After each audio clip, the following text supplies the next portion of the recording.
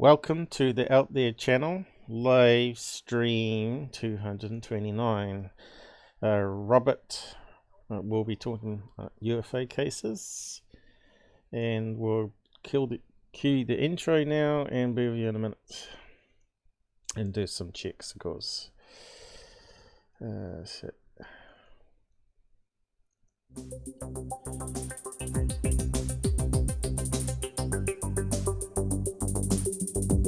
There we go. Hoaxes, watch out. Earl Grey. And the witch.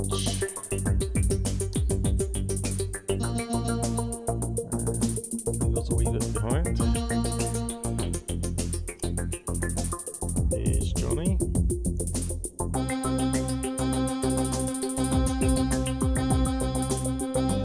Mr. Mosh wondering what Robert's doing.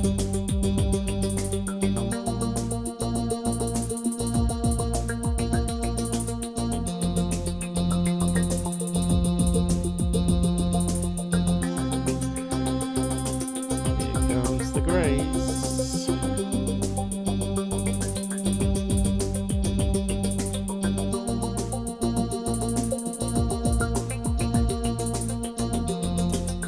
Going down through the base.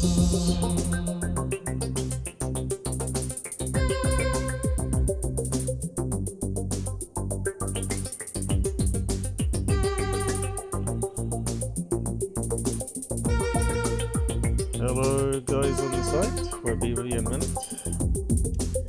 Going down.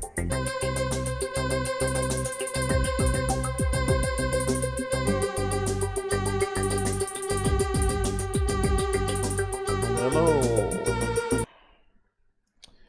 Hello. Good to be back. So keep it funny on the site. Keep it fun. No swearing, no hassling, no trolling, no self-promotion. That should be fairly obvious. And keep to the topic on the side chat, and don't talk about breakfast and lunch and all that sort of stuff. So let's switch to the screen.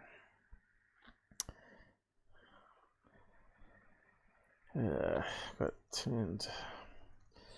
I'm still waking up. It's 9 AM here in New Zealand, as you can see.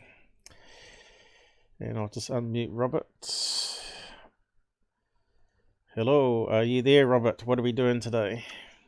Yes, I am. Come on, Paul. Of course they can talk about what they've had to eat. Don't be so miserable.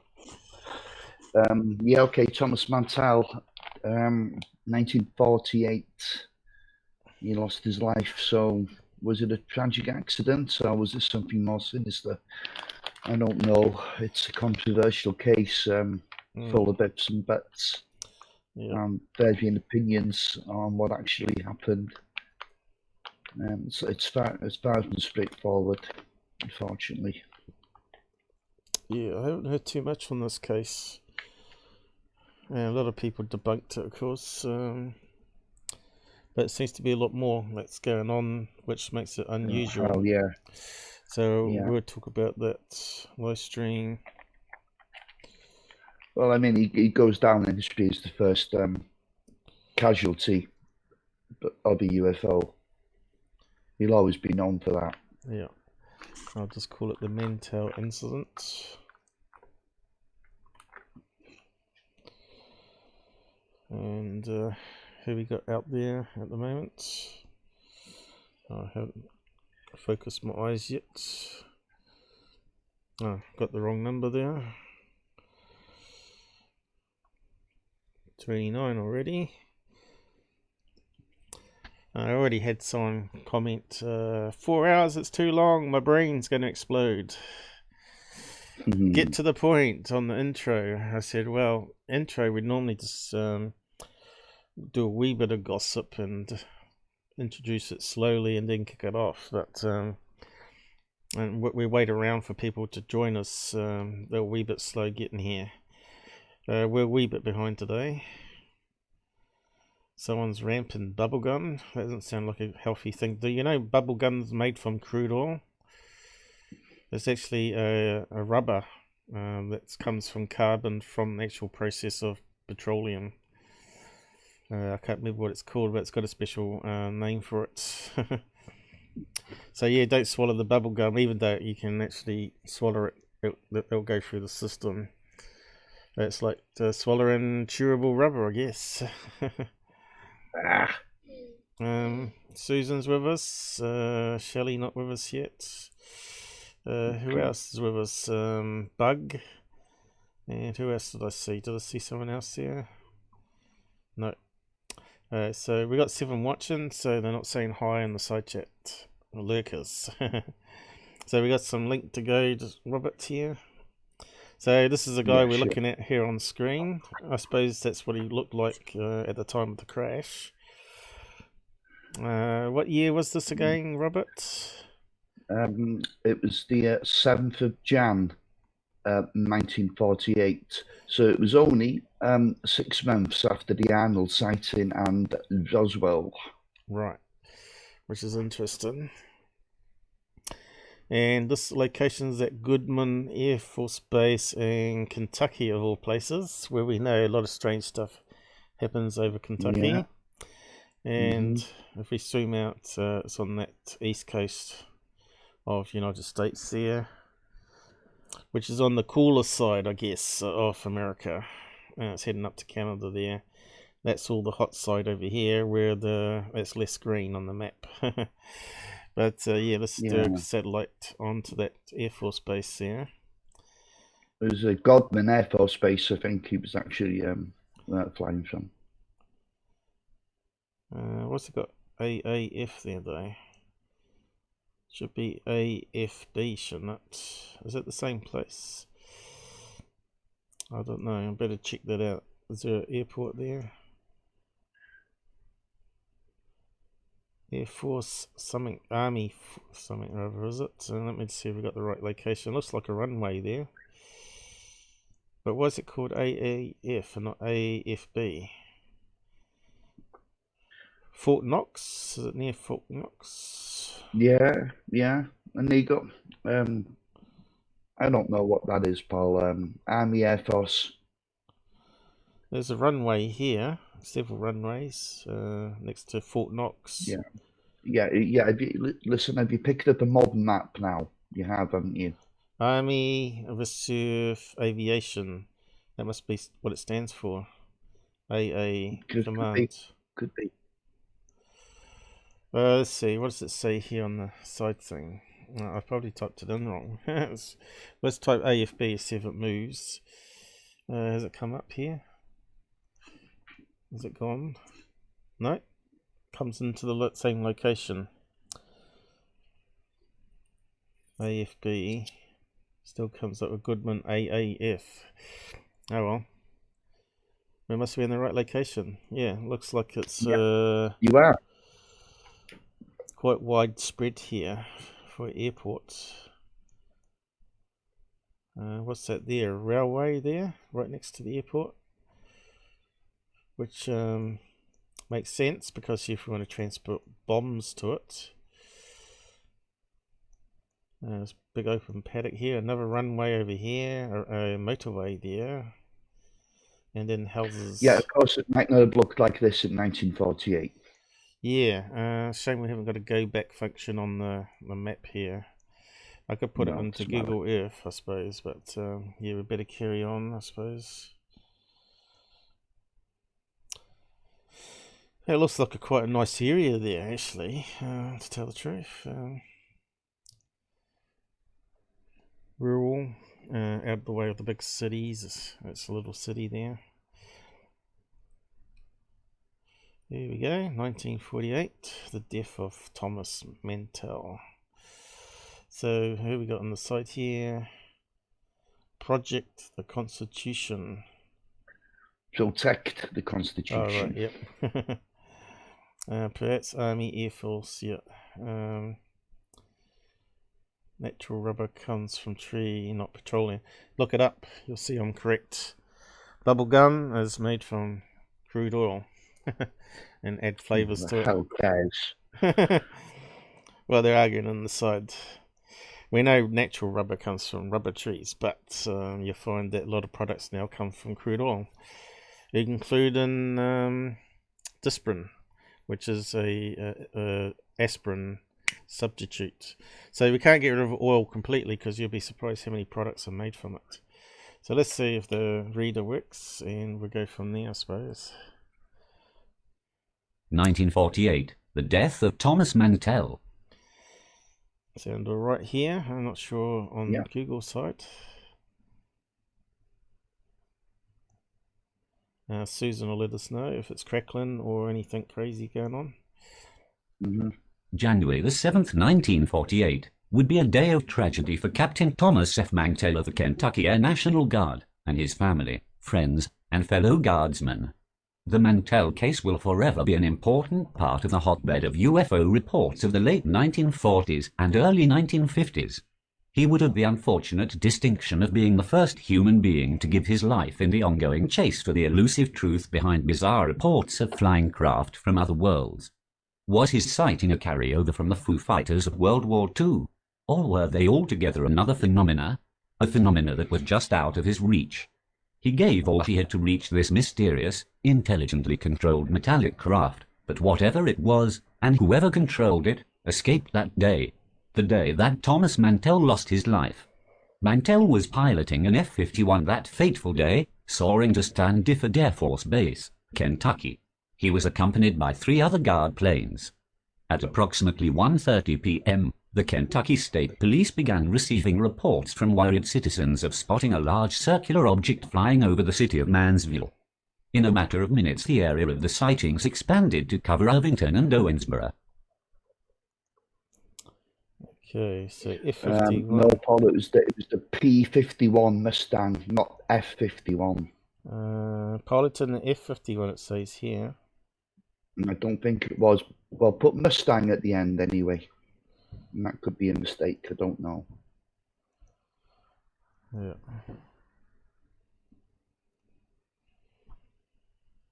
No, P-51. Yeah, it's a mistake in the text. I know this case well, you know. There's F and P next to each other? I don't think they are. Oh, no. I'm crackling. You're crackling? I'm not hearing any crackling. Yeah, Charles Foreman's just told us. Well, that means you're too loud then. Turn me down a bit. No, you shouldn't be crackling. Surely. Keep talking. Okay, I'm talking. 2, 4, 6, 8, 10.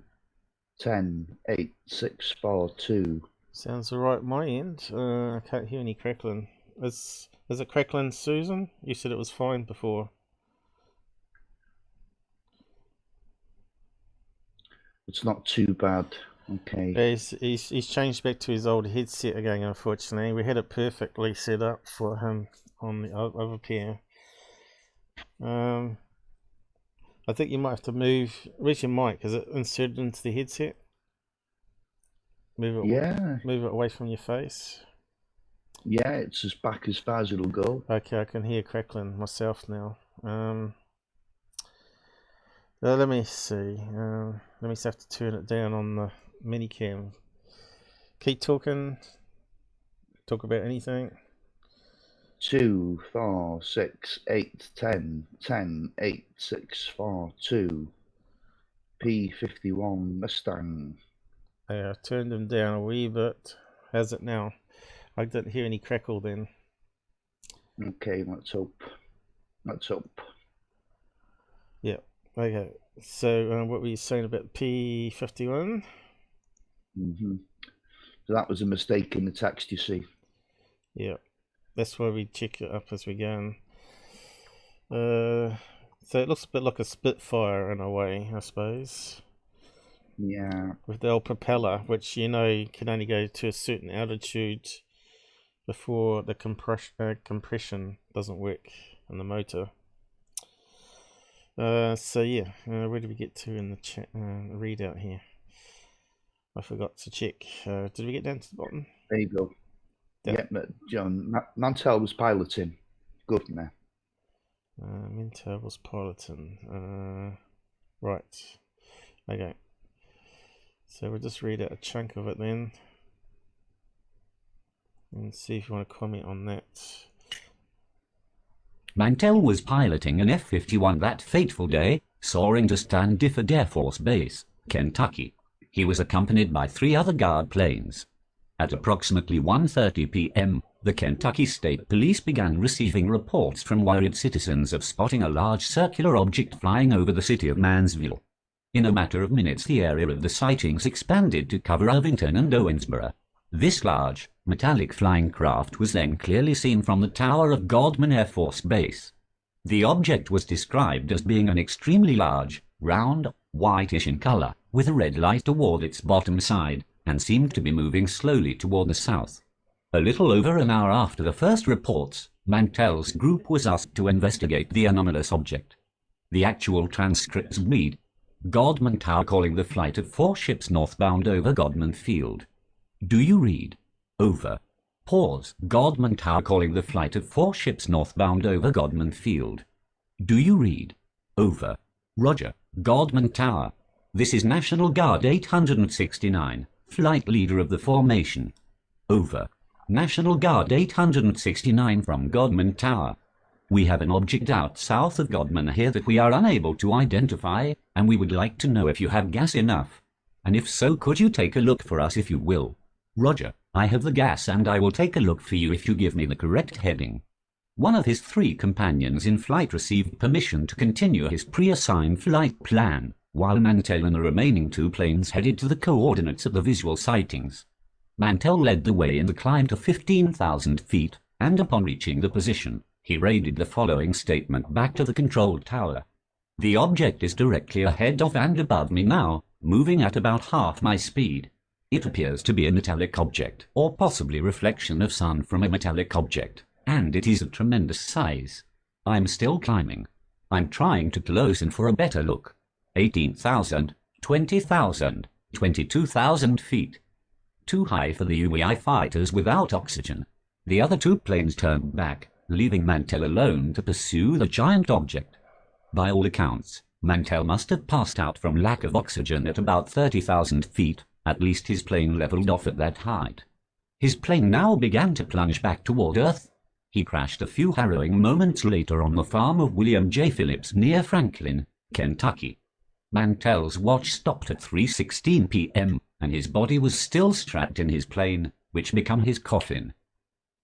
Well, it's interesting because normally these pilots can eject, right, and come down by parachute. That means he must have passed. Yeah. He must have totally passed out and didn't eject. Well, the thing is, with an oxy, it can take you into a coma. You see. Yeah. So there's no way you're going to try and bail out then. It's not just that. There's some controversy where they had oxygen in the plane or not. Right. Yes. And that's never really been established whether he did or not. I think you're still crackling. I think you might have to turn it down on your mic there, Robert. About the only thing we can do now. You'd have to go into this setup, reduce it a couple of %. It's not too bad, but I can hear it crackling on my end, so I'm not sure. It's, playback devices, isn't it? Yeah, I think you're going to have to play around it at your end because it's corrupting as it's sending to me rather than the other way around. We'll get there in a minute. I'll just cue the next bit here. Yeah, so normal air fighter pilots have suits on, compression suits to keep the blood flow right, and they have oxygen masks on. So that's modern planes. Not too sure how far up fighter jets go nowadays, but they probably go up a fair height. Let's see, F-14. I'll just have a look at that. Okay, that's I've lowered the volume now. Right. Keep talking. I'll just see if it's crackling while you're talking. I'll look up F-14. Okay. Yeah, so the only safe ceiling with those planes without oxygen was 15,000 feet. And he went far beyond that. Right, yeah. 22, Yeah, did you're they looking say? at a modern day plane with oxygen, Paul. There's no comparison there. So how? I want to know how high they can go. That's Mach 2.2. Doesn't say the altitude there though, does it?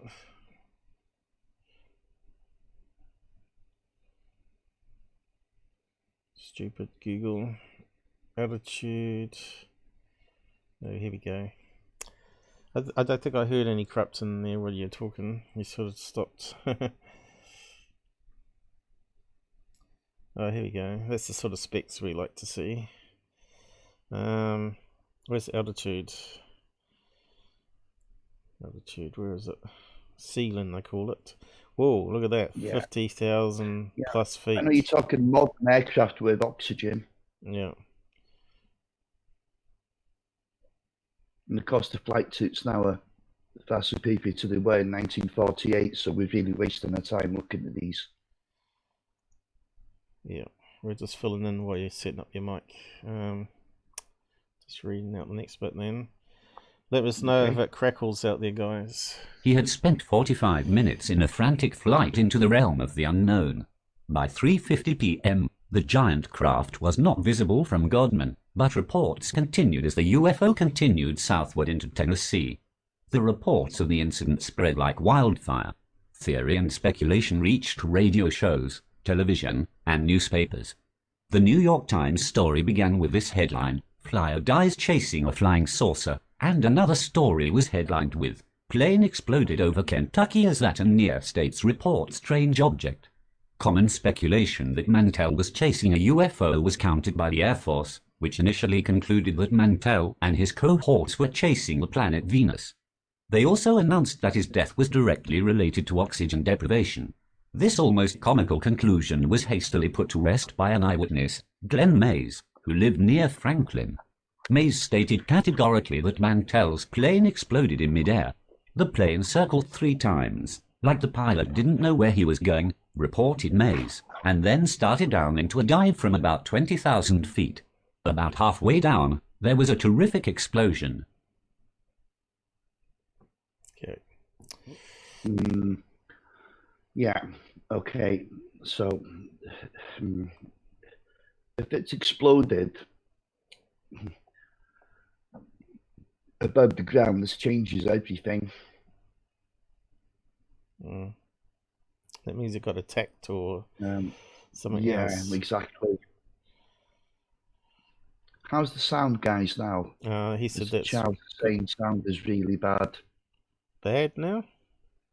Yeah, that's what Charles is saying, yeah.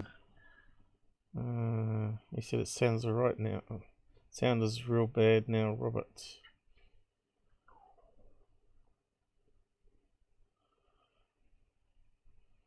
I don't think it's bad. Well, let's carry on anyway. You have to... Nobody else seems to be saying anything. I don't know. Let me just reset the mixer, that might fix it.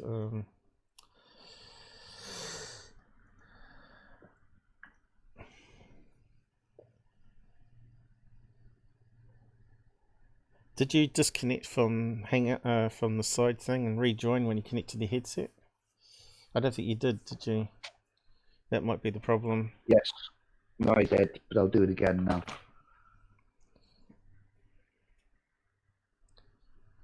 Did you get the data cord set? Are we back? Are you there, Robert? Oh, and back. Yeah, how's it sounding now, guys? But Robert's got to talk. Yeah, sure. Let's keep moving on and I think it's see changed. what people are saying. I think it's changed it. It might be a wee bit too low now, actually, I thought. But anyway, as long as it don't crackle, because it's nothing worse. Also, there is the testimony of Godman Base Commander Guy F. Hicks, who stated to reporters that he observed the craft for almost an hour through binoculars. He would not have confused what he saw with the planet Venus.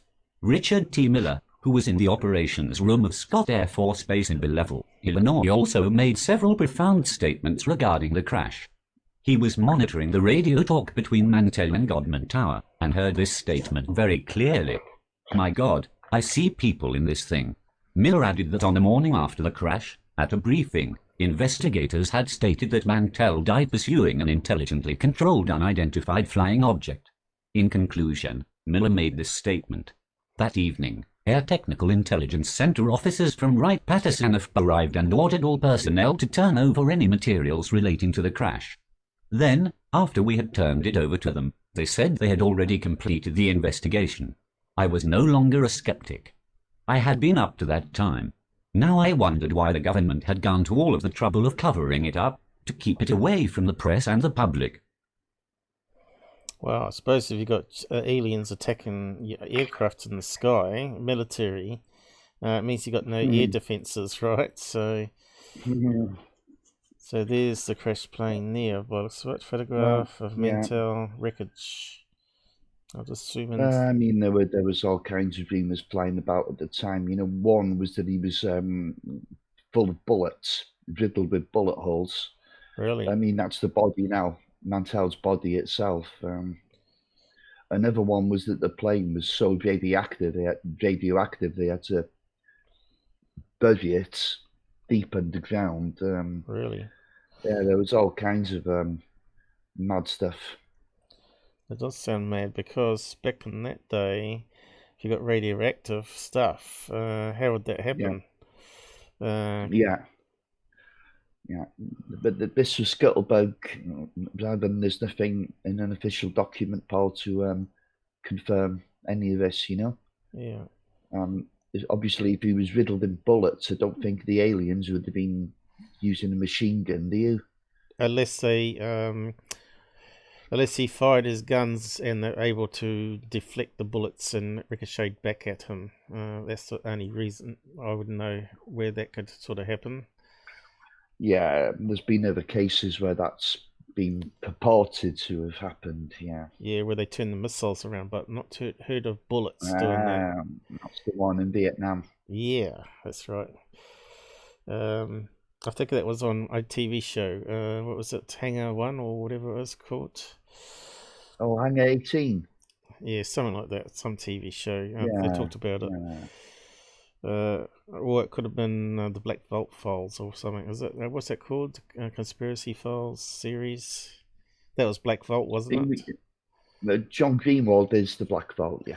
No. There's a TV series called Conspiracy Files, Uncensored, and UFO Files Uncensored. I'm pretty sure it's his series on TV. It's probably where he's making his money from. But anyway. Yeah. Okay. Yeah, we'll just read out the next chunk. In more recent years, additional information has come forward. Captain James F. Dusler, who was one of several military officers at Godman, was retired and living in England. In 1997, he stated that he and several other officers actually saw the gigantic UFO hovering over Godman Field that day. Dusler, who was a pilot and crash investigator, stated the UFO was a strange, grey-looking object, which looked like a rotating inverted ice cream cone. Shortly after the crash, Dusler visited the site and made these observations. The wings and tail section had broken off on impact with the ground and were a short distance from the plane, he recalled. There was no damage to the surrounding trees, and it was obvious that there had been no forward or sideways motion when the plane had come down. It just appeared to have belly flopped into the clearing. There was very little damage to the fuselage, which was in one piece, and no signs of blood whatsoever in the cockpit. There was no scratching on the body of the fuselage to indicate any forward movement, and the propeller blade bore no telltale scratch marks to show it had been rotating at the time of impact, and one blade had been embedded into the ground. You can see here on the picture. Now, how can you crash like that and not have any blood in the cockpit? You got to get cuts from the glass, and snap your neck or Well, something. normally, this is another thing now. His body was apparently found like he was just sleeping. You know, no marks on him at all. Really weird.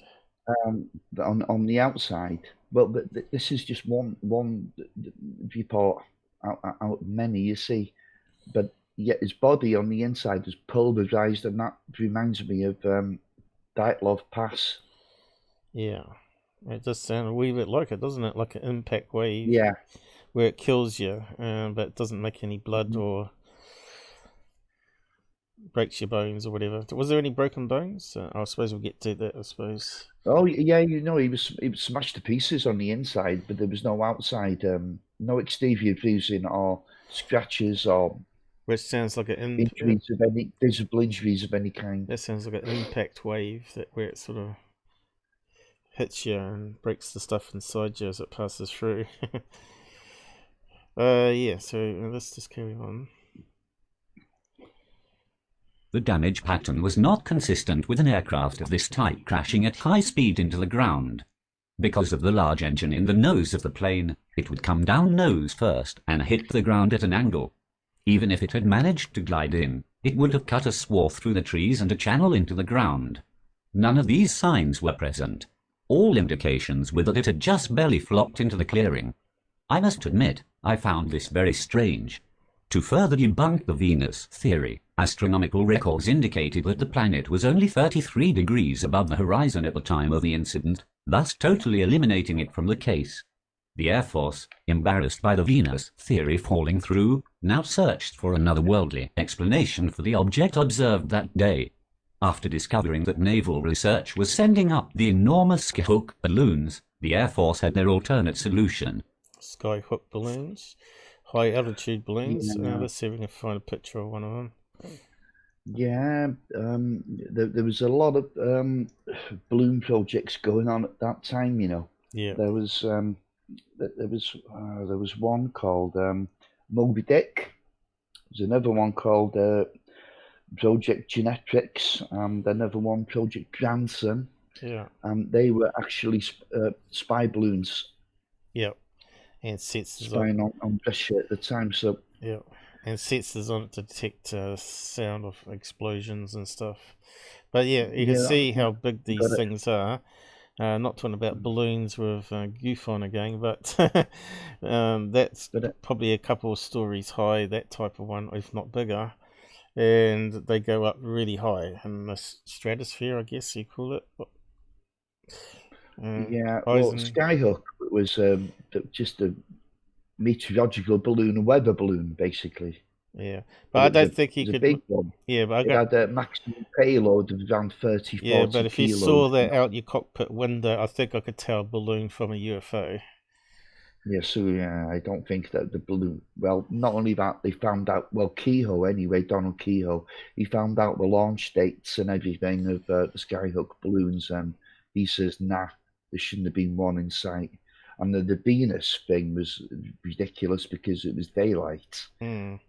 Venus, even if it was visible, which was highly unlikely, was far too low in the sky. Well, it could be another top secret balloon that they don't want to talk about, of course, and so they covered it up. Well, I mean, yeah, but we know what they are now. You got this Moby Dick one, the Genetics one, and Janssen, and yeah, you know, all balloons. I did stuff on stealth blimps, and they started back in the 1940s, 48s, 50s. Around about that time, so it might have been one of these experimental high altitude blimp systems they're working on, which is still probably highly classified today, because they don't want to know what's up there, I suppose. Well, I don't think anything in 1948 would be highly classified today. Well, I don't know. These big triangle ships that some people see, it could be these stealth blimps with electric motors on them, electric plasma engines that push them along quite fast. I don't think the witnesses are describing blimps, Paul, with these triangles. Well, some of them are slow, big and slow, right? Which fits in with a blimp, right? So we can't bundle it all into all triangle craft of the same thing. But anyway, No. we'll just keep on Fair point. keep on reading. The damage pattern was not consistent with an aircraft of this type crashing at high speed into the ground. Because of the large engine in the nose of the plane, it would come down nose first and hit the ground at an angle. Even if it had managed to glide in, it would have cut a swath through the trees and a channel into the ground. None of these signs were present. All indications were that it had just barely... This theory was also soon aborted after discovering that no balloon was launched or could have been in the skies that day. The UFO theory received even more credence after Mantell's death. On January the 8th, residents of Clinton, North Carolina, reported a cone-shaped object moving through the skies at incredible speeds, and on February the 1st, a large metallic UFO was seen emitting an orange light near the ground at Tshirt level, Ohio. Whatever happened on the day that Thomas Mantell crashed his plane, it is certain that it was not a weather balloon, and it was not Venus or any other planet. Could it have been a visitor from another planet or another dimension? Written by B.J. Booth. Well, the dimension one's quite an interesting idea, actually. Yeah. No, it's been around for a long time now, that idea, and it's quite plausible. But yeah, I mean, okay, it should have gone nose down because it was nose heavy. The engine was at the vent at the end of the day, so it should have come down on its nose. I don't know. I'm not really sure. I'd imagine it would have disintegrated on the way down as well, I don't think there's any lakes or stuff you could have crashed in around there either. Do you know what location it was where it crashed? No, yeah, it ended up in a farmer's field. You can see there's no lakes even close to the airport here. But where was he exactly? He must have gone this direction because he said, didn't they say, Ohio? We're going to new member. Hello, James. Okay. Thanks for joining us. So this is in Kentucky. So Idaho is next door, isn't it? Where can we scale out? Where is it here? Missouri, Tennessee. Where is We'll get to the exact location later, will we? Because I think it's important to see how close it would have been to a lake where you'd want to come down if your engine wasn't going what's a lake got to do with this accident anyway? The what? If it was an accident. What's a lake got to do Well, with he's crashed right into the ground there. A pilot would probably look for a lake to crash into if he couldn't start the engine. Yeah, but he would... Well, not if he wasn't conscious, Paul. Yeah, we're just guessing that he wasn't, though. That's the only thing. I don't know. Everything indicates that he wasn't conscious. He'd have tried to bail out if he was conscious. Yeah. There it is, further up in the wrong direction. So he must have gone this direction towards Canada, where it is getting near the Great Lakes up here. But yeah, there's still a fair distance away. And you can see there's quite a lot of farmland among the big cities there even today. And because we've got to go back in time as well.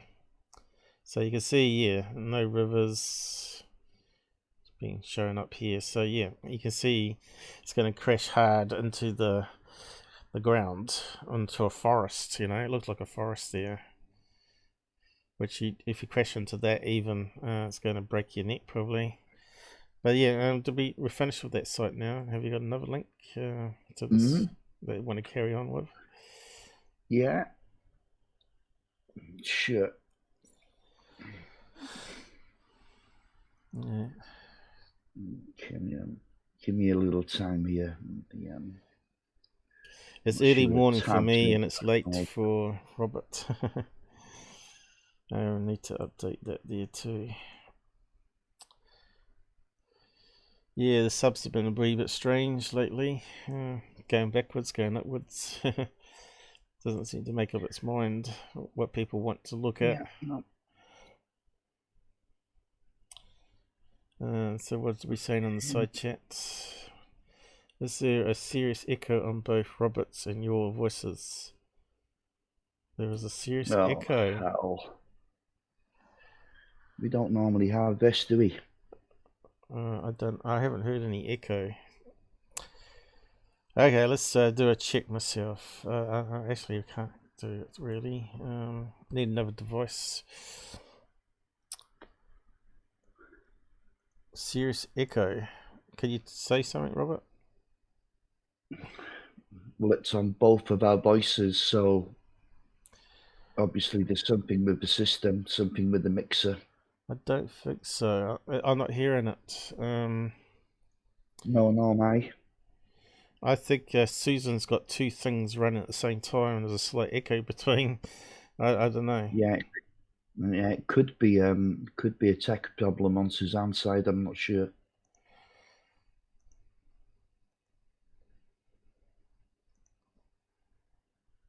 Yeah, that's a good question. Does anyone else hear it? That's right. Does anyone else hear echo? It shouldn't be an echo.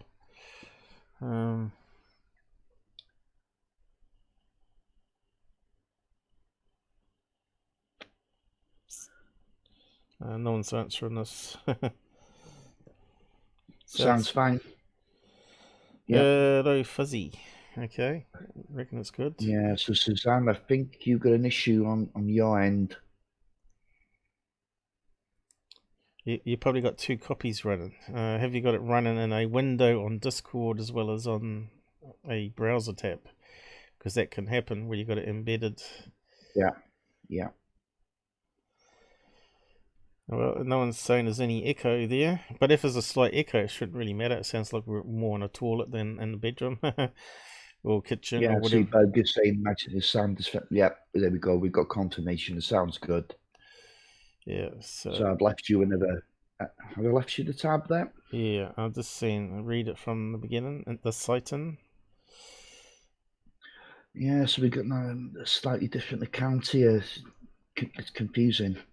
Okay. We did say it was complex. Yeah, it is. And it's one of these sites that won't scroll. Oh no. Oh no.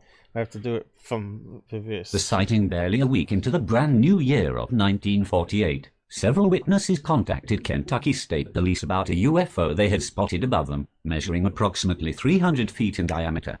They all seemed to think that the vessel was moving slowly in a westerly direction.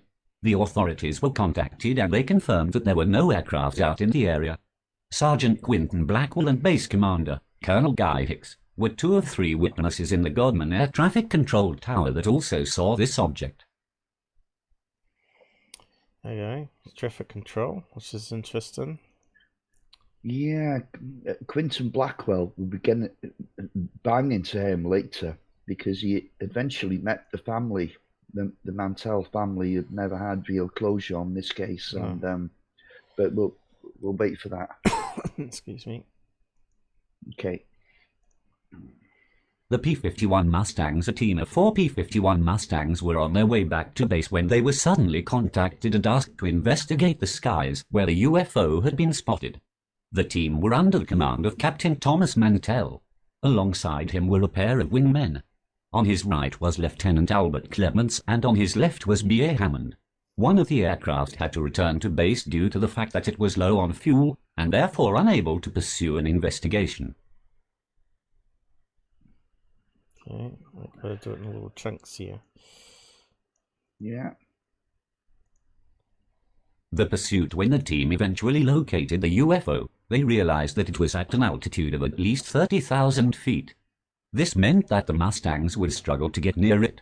The team of aircraft went for it anyway, but two broke off the pursuit at 22,500 feet. But Mantell decided to ignore his orders and carried on with the pursuit. To this day, nobody really knows why Mantell decided to carry on with the chase, but at some point he must have been overcome with the effects of hypoxia and passed out. His plane carried on until gravity took hold of it. So we got another angle here on the photograph, which is kind of strange. But yeah, it looks the same. One propeller in the ground and one not. Yeah. The wreckage of Mantell's Mustang was eventually found close to the border between Kentucky and Tennessee.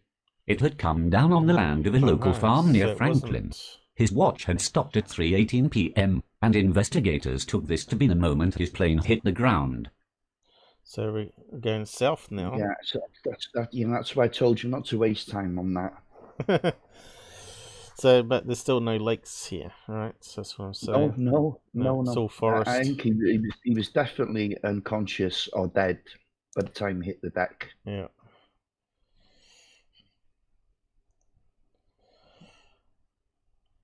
Okay, trying to get the last bit.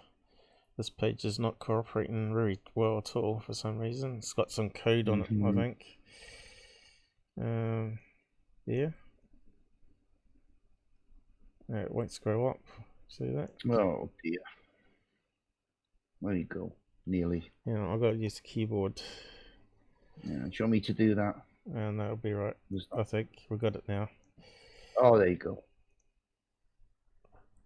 Many conspiracy theories have surfaced linking Mantell to one of the branches of Project Blue Book. Was this the reason why he decided to carry on with the pursuit?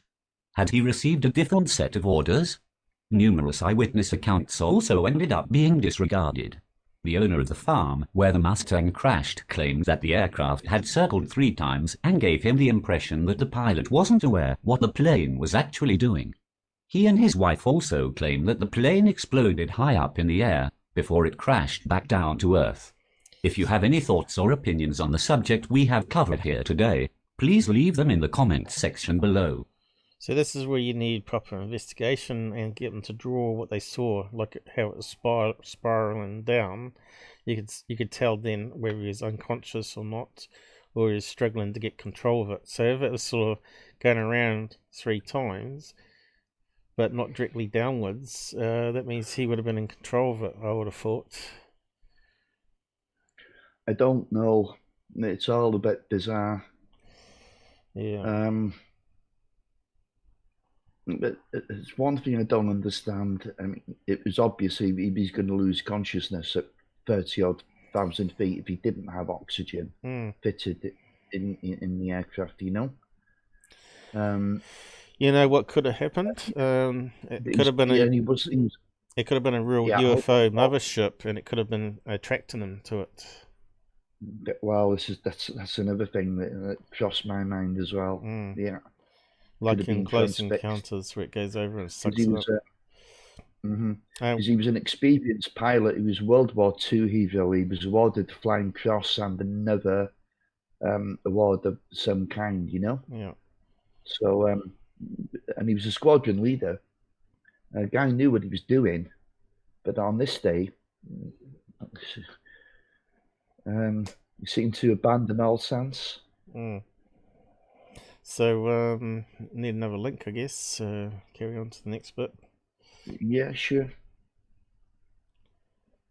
Yeah, that one seems to scroll really fast. That's just crazy.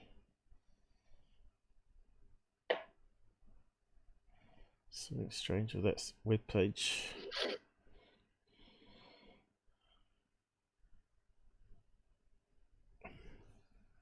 So we're 48 minutes into it now. So what they're saying in the side chat. If you go to the main page, so someone's helping out someone. Yeah.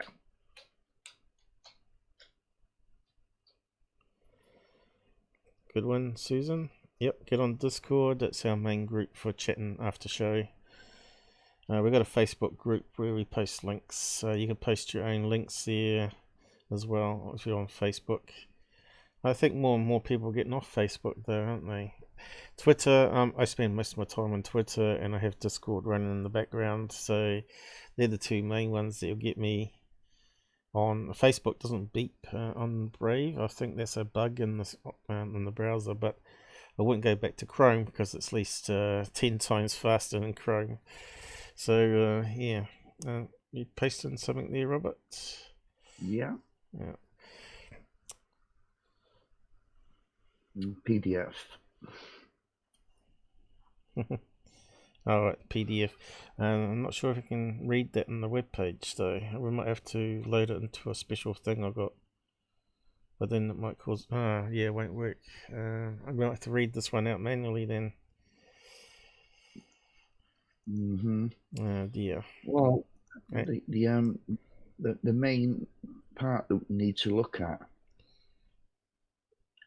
Let me see, does is, it? Oh, yeah, no, we can read it out. It still allows us to do it. yeah, okay. If you go to anoxia, hypoxia, which are variations of the same thing. Whereabouts? What page number? Anoxia, hypoxia. Just scroll down. Yeah, but what page number was it on? Because we can just go straight to it then. No. You don't know? It's got a lot into this document here. Yeah, I know. It's the... Someone started up a motorbike outside. Venus, speed, a balloon, Skyhawk, the balloon on radar, truth about Thomas. Yeah, it's 4:35 it is, Paul. Page 4? Yeah, yeah. We've gone way page 4. Let's go back. How did we get there straight away? 4. The exact time of the crash. 4 and what page? Oh, here we go. So you want us to read out that? Yeah. Can we actually read it? Looks like it selects a paragraph at a time. Oh, that's all right. We'll just read that. It's okay. Oh no, it's working properly now. Oh, sort of. Okay, we'll do what we can. It's gone crazy there. I haven't got the last bit. The last part of the accident summary suggested that Mantell had lost consciousness due to anoxia. This was the actual cause of the accident. The accident investigators seemed to be quite sure of the explanation. The question that came to mind was if the effects of anoxia could come on it quickly, and if so, why hadn't they affected the wingman as they did Mantell?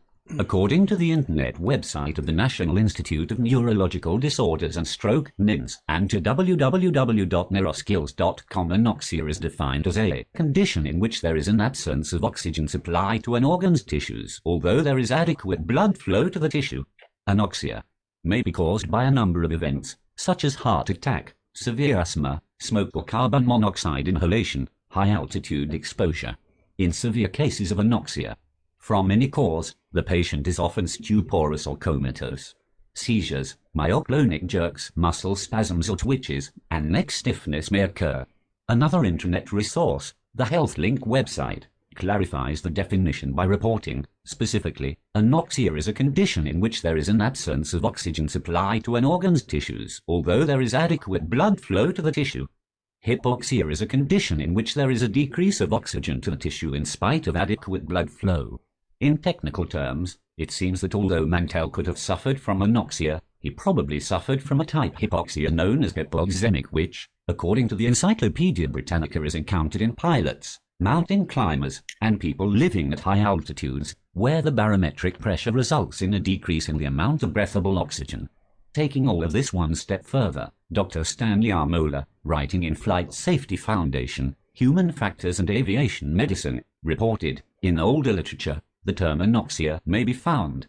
The literal meaning is without oxygen, and the term rarely is used today because most oxygen deficiencies occur along a scale of decreasing levels of oxygen. Okay, because it didn't finish it in off. The body rather than the total absence of oxygen. And so, yeah, quite a complex and detailed medical. I just want to bring up this too. Cattle mutilations, they have exactly the same scenario as what this body was found, with the broken bones, no blood around the body and all that sort of stuff. So could he have been taken out the plane crashed on its own, and then he was they did something wrong to him and they left him around about the plane crash and then took off, which is possible. I don't know about that. Well, it does have the symptoms of a cattle mutilation, but a human mutilation. But yeah, it's a bit out there. But also, hang on. But we talked about combustion engines going when UFOs approach, because it ionizes the air and it doesn't combust in the chamber, and of course we know oxygen is needed for the Spitfire, not Spitfire, the P-51 engine, which is very similar to the Spitfire. So yeah, maybe it stalled the plane, crashed, and somehow they saved him and then killed him. Who knows? It's kind of a strange case, really. It is indeed, and I'm sure somebody somewhere knows, has a much better idea than what we do of what actually happened. Yeah, I think it might be the case that they don't want to kill humans. So if it was the first time they abducted someone, and then they released it from too high up, not thinking that we can cope from a wee drop, your bones are going to break. I don't know. The whole thing is plausible, but maybe a bit out there. But I'm just putting it forward there. That's cool. So where do we want to go from here? Want to read out the next paragraph? Yeah, do you want to just scroll down the story until we get to some more relevant parts of it, because it's an awful long document to do. Yeah. So what heading are we looking for? The swift onset. So you want to read out that bit there? Or no. Okay. Let me get a good idea of what that is now. Okay. If you go to page 7, the statement of Sergeant Quinton A. Blackwell, because I think he is probably the most important witness in this case. Well, let me select it all. I've got it.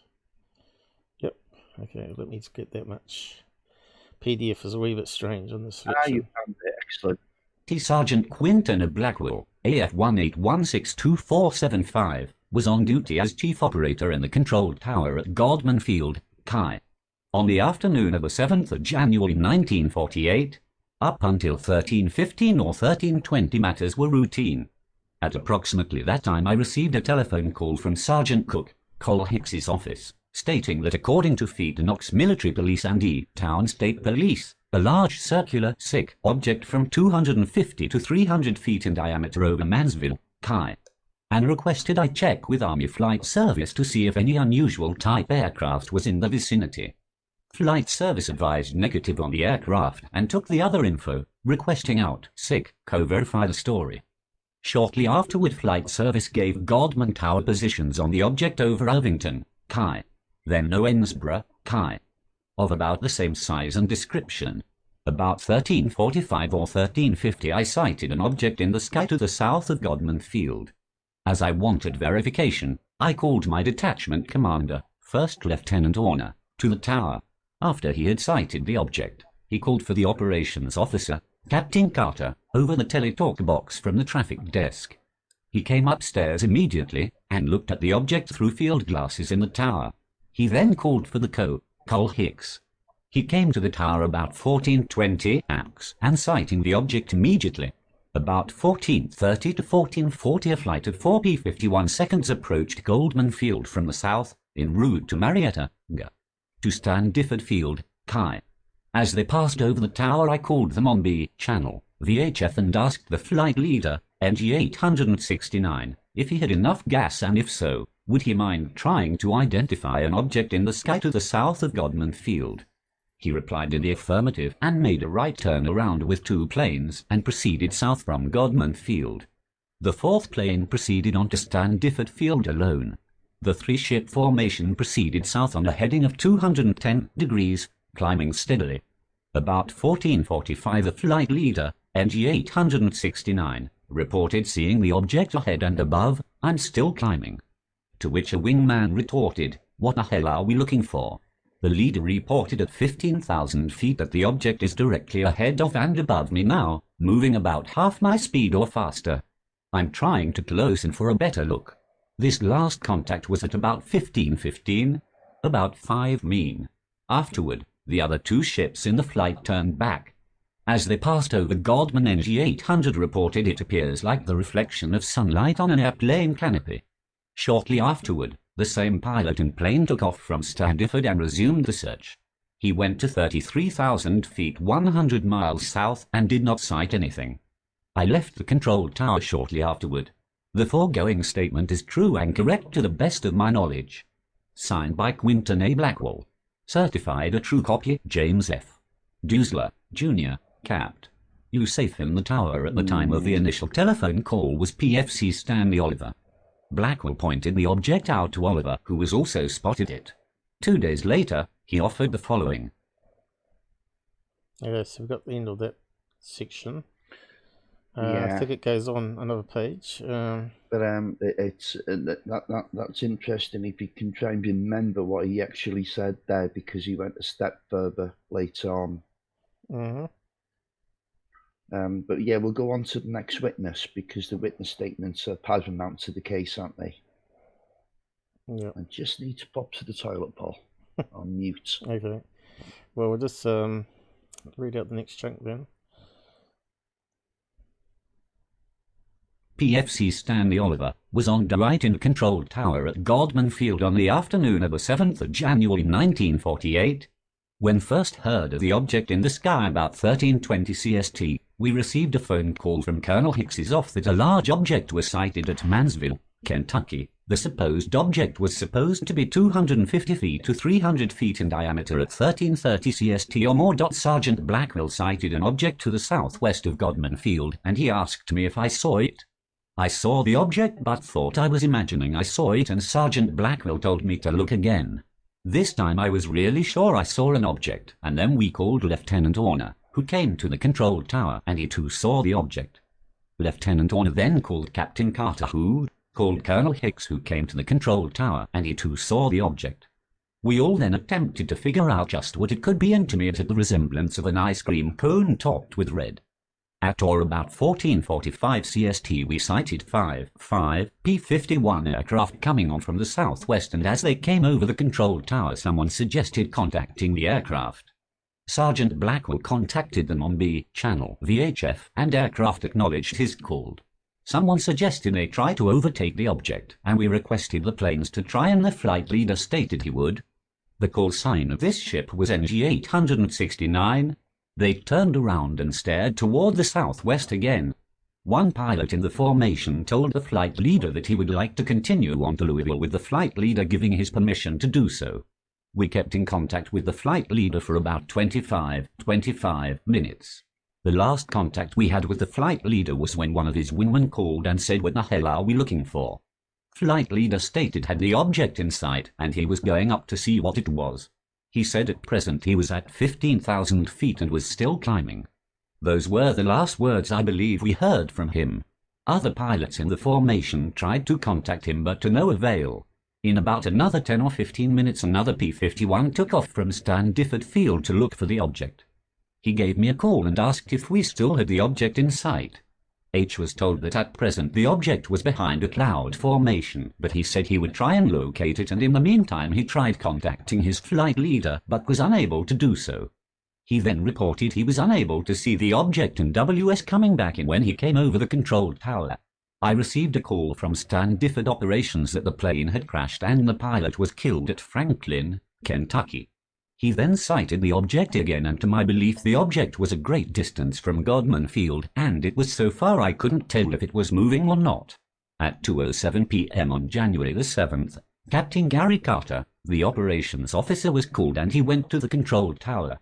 Later he provided Air Force investigators with a written statement of his experiences and observations.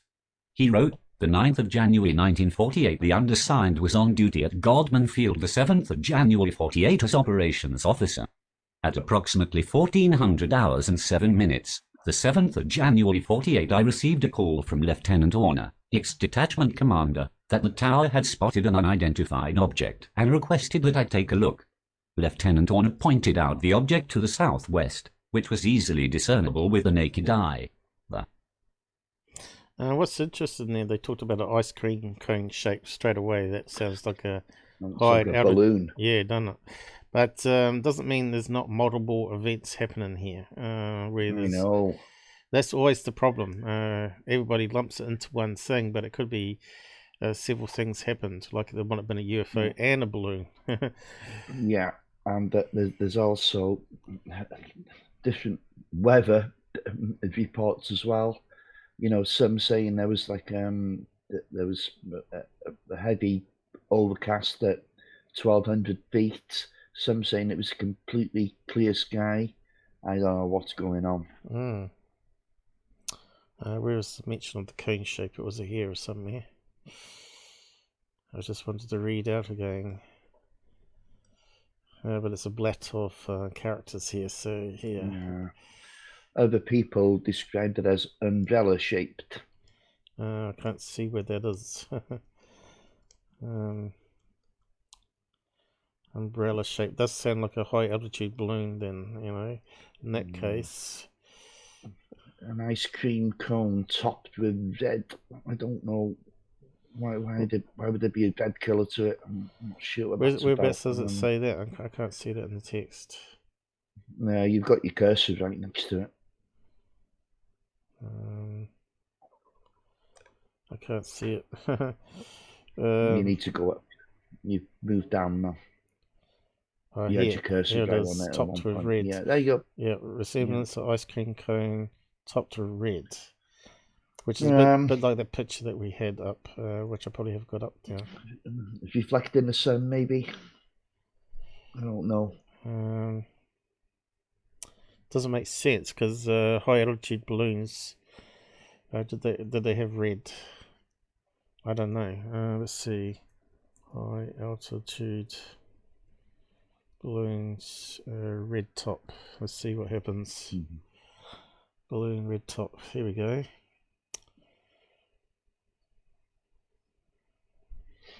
The only thing I could think of is current balloons, where you got these character balloons that are shaped like bottles and things.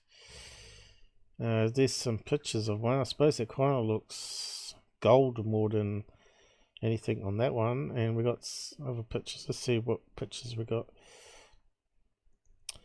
Nothing's sort of popping out there. So if it was a modern day balloon, then we could explain it. That one there. What's that one? Is that so it looks like it's got a silver top. I suppose if you had the sun, it could reflect off that and look red, I suppose, is what you were saying. Yeah, I'm just surmising. Far from certain of anything on this case, to be honest. Yeah. I'm not seeing anything that's red, really, apart from hot air balloons. And I don't think they go up that high. I think they go up to a fair height, but not 22,000 feet, I don't think.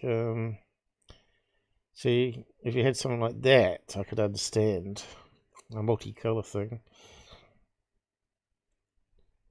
But yeah, not seeing any old-fashioned pictures of red top weather balloons, or no, apart from modern ones here.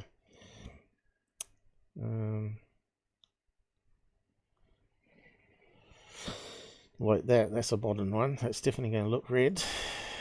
Well, yeah, come on, that's yeah. Anyway, come on, let's stop looking at stuff like that, because we're just wasting our time.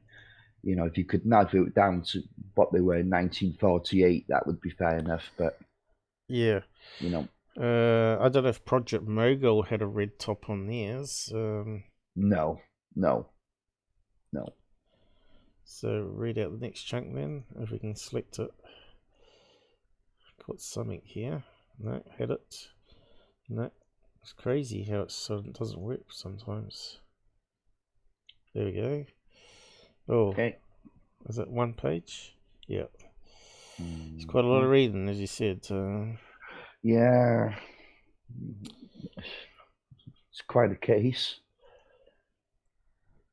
Object appeared round and white, whiter than the clouds that passed in front of it, and could be seen through cirrus, clouds. After looking through field glasses for approximately 3 or 4 minutes, I called company, Hicks's office, advising that office of the object's presence.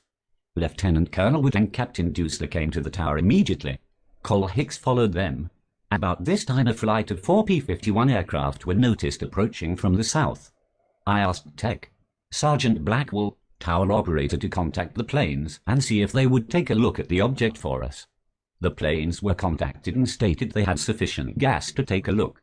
One of the planes proceeded on to stand differed. The other planes were given a heading of 230 degrees. One of the planes said he spotted the object at 1200 o'clock directly in front of him and was climbing toward it. One of the planes then said, "This is 15,000 feet, let's level out." One of the planes, at this point, apparently the plane who saw the subject, estimated its speed, the object's, at 180 miles per hour. A few seconds later he stated the object was going up and forward as fast as he was. He stated that he was going to 20,000 feet, and if no closer was going to abandon the chase.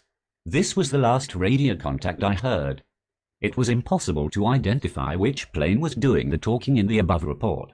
Later we heard that one plane had landed at Standiford to get fuel and oxygen to resume the search. The undersigned reported to Flight Service a description, position of the object, while the plane's searcher for IT. Signed by Gary W. Carter, certified a true copy. James F.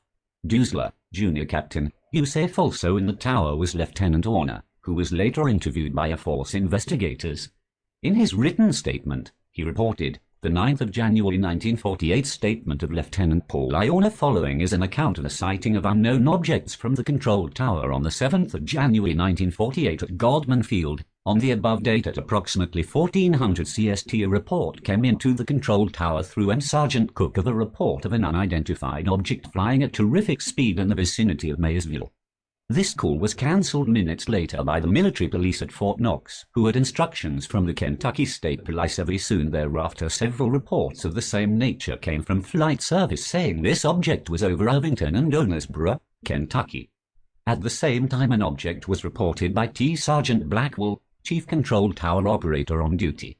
I was in the office of the commanding officer checking the call from the Fort Knox military police at this time. When the call was cancelled I was returning to the control tower to see the object sighted by them. I immediately went to the control tower and saw a small white object in the southwest sky. This object appeared stationary.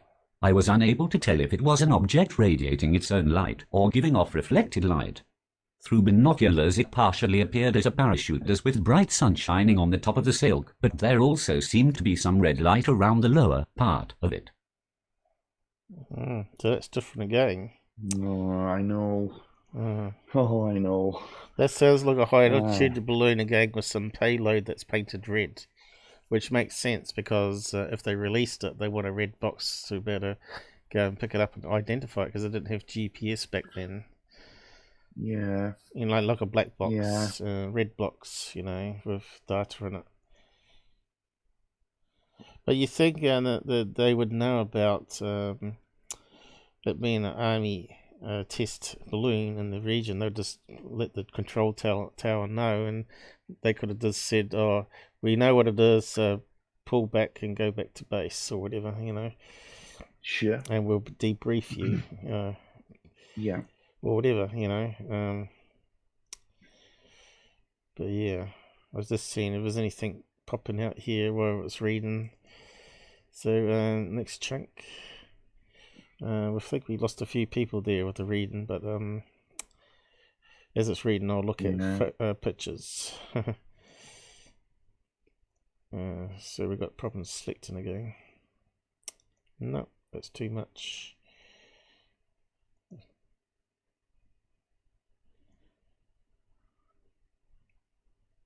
Oh, that'll do. Did we get down there? Not quite. I think that's the next bit. He commanding officer, operations officer, S2 and executive officer were called immediately. Several minutes after the object was sighting a flight of 4 P-51 single quote S came over the field from the south. I instructed T. Sergeant Blackwell to call flight leader and ask if they had seen any evidence of this object.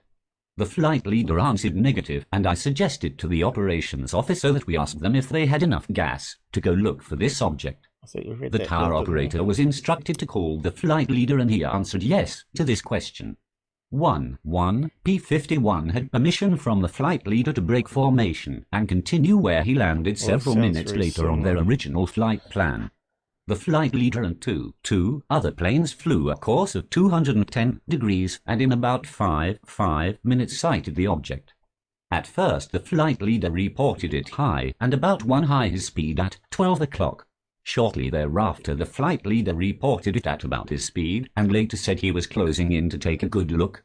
This was the last message from NG-869, the flight leader.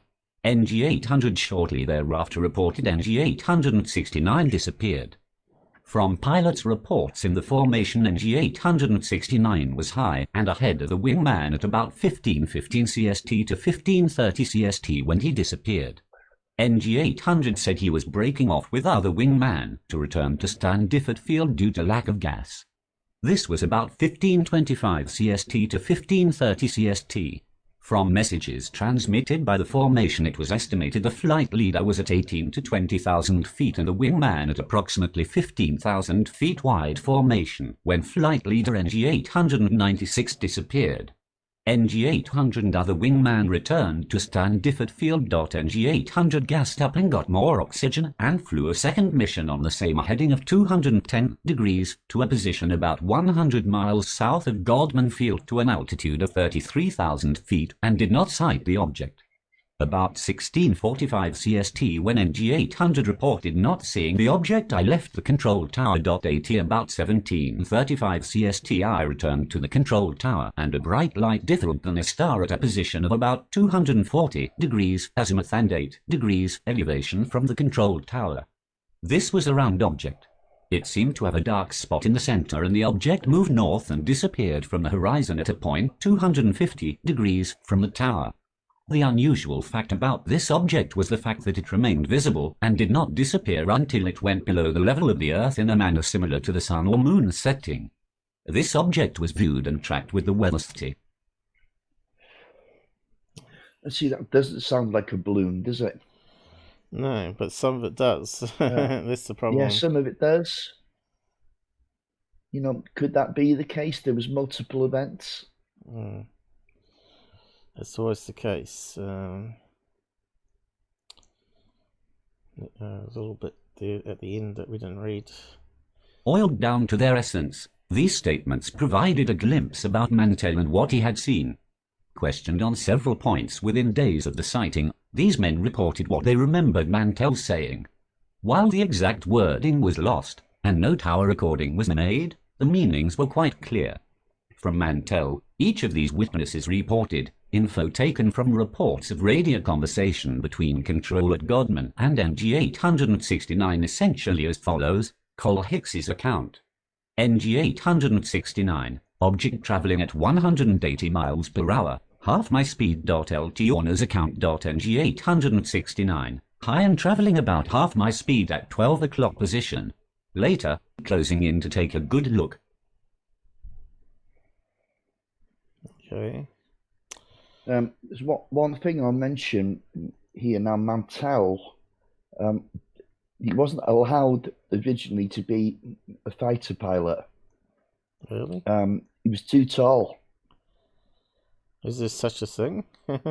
Yes, he's too tall. Have you ever been in a cockpit of a plane, Paul? I have. Normally they're made for big men, I thought. No, they're not, you know. Because I thought you had to be well, like a minimum size. Anyway. I thought you had to be a minimum size of 5'8" to 6 feet or something. No, you can easily be too tall because they're claustrophobic. I can tell you that now. Yeah. Honestly, but he flew large aircraft carrying gliders during World War II. Right. Well, obviously, And, so what they're saying is his legs might have been too long for the plane, or what? Well, he didn't fit. I mean, you're not going to put a 6'4" guy on a horse, are you? It doesn't work out. You know what I mean? To be a jockey, you need to be like 8 stone or less. I think that's the same principle. Okay, you're not being heightism and sizeism or whatever it's called. Good God, no! They're just facts of life. Diversity. Okay, let's read out the next bit. No further word heard by Orner. D. Sergeant Quinton A. Blackwell, NG 869, at 14:45. Object traveling at 180 miles per hour directly ahead and above me now and moving at about half my speed. Later, I'm trying to close in for a better look at 15,000 feet. Object directly ahead of and above me now and moving about half my speed. It appears to metallic of tremendous size. I'm trying to close in for a better look. No other word heard by Blackwell from NG 869. Capt. Gary W. Carter, NG 869. Object going up and forward as fast as he was, approx 360 miles per hour, going to 20,000 feet, and if no closer will abandon chase. No further contact heard by Capt. Carter. Apparently last word ever received from NG 869. These same witnesses, who watched the object for more than an hour, sometimes through binoculars, offered a range of descriptions that, in the end, matched more or less. Their words might have been different, and they searched for their own comparisons, but they all described the same basic object. They reported, Colgaiathix, it was very white and looked like an umbrella. I thought it was a celestial body, but I can't account for the fact it didn't move. I just don't know what it was. He said it was about 1/4 size of the full moon and white in color. Through the binoculars it appeared to have a red border at the bottom at times and a red border at the top at times. It remained stationary, seemingly, for 1-1/2 hours. Capt. Carter. Object appeared round and white, whiter than the clouds that passed in front of it, and cold to be seen through cirrus, clouds. From interview with Dusler, accompanied by LTC, G. Wood said that the object appeared about 1/10 the size of a full moon, if the thing were a great distance away, as compared to the diminishing size of the P-51 single quote test flying toward it. It would seem that it was at least several hundred feet in diameter. After dark, another or the same object appeared in approx 234 degrees from Godman at 6 degrees elevation. This body moved to the west, 259 degrees, and then down. The shape was fluid but generally round with no tail, the color changing from white to blue to red to yellow, and had a black spot in the center at all times. Note, later, an astronomer was contacted who attempted to account for this phenomenon as with a Venus or a comet. So that's not a balloon, is it? No. It's another thing, again now, traveling at 180 miles per hour, okay? The wind speed that day was 10 miles per hour. So even at high altitude, it shouldn't have reached the speed of 180 miles per hour. Although you do have slipstream, so I thought the wind. Yes, yeah. You got to remember the Earth's spinning at 1,000 miles per hour. The airflow is also in relative speed to that. So to go faster, there's got to be some sort of other energy from solar activity or heating of the atmosphere to cause those kind of winds at that high altitude. I'm not sure if it's possible. The science of it. So let's see. Layers of atmosphere. Let's see if we can get a chart up.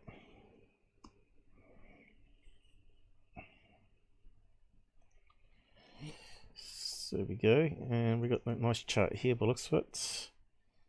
So we got exosphere at the very top, 400 kilometers up. Thermosphere, 500 kilometers, 50 kilometers up, I mean. And metasphere, 30 to 50. Stratosphere, I think that's where they were. Stratosphere, wasn't it? 10 to 30 kilometers, and stratosphere. Yeah, what's 22? I think it's only 5 k's, isn't it? To 5 miles or something. 20. What height was it now? 28 or was it 22,000 feet? Well, I don't know. I know the balloons go up to around about 120,000 feet altitude, don't they?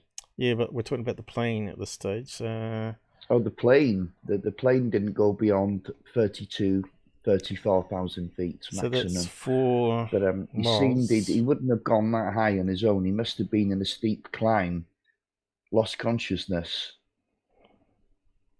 and obviously the plane just kept going. 5 to 6 miles above. So let's have Yeah. a look at that. So that's troposphere layer. Because then we have to look at the speeds off where the balloon goes. So the balloon's got to go higher than that. So that's going to go into stratosphere probably. Oh yeah, yeah. So what's stratosphere? We want to go the other way. 30 kilometers to feet. That's going to be a fair distance up there. 50,000 feet, is it? 98. Whoa, 30 kilometers up. So what's the speed? Wind speed. Maximum. At 10 kilometers. Here we go. A bit Beaufort number. Wind speed, but it doesn't tell us. Right, no, it doesn't give us an indication of height. Anyway. This chart here probably has it. What's that say there? Need to make it big. So what do we got at the bottom there? Where's the scale? I don't know how you read that. I thought it might be a wind speed chart. It's probably sort of thing you need to look pre-show to see what speeds. I know this wind speeds on Saturn's atmosphere is this crazy.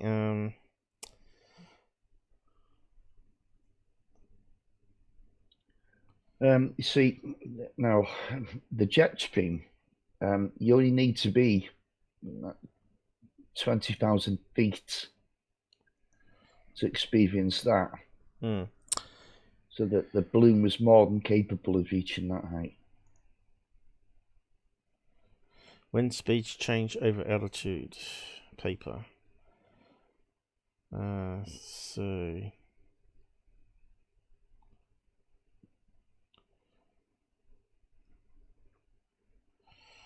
average 20 miles per hour.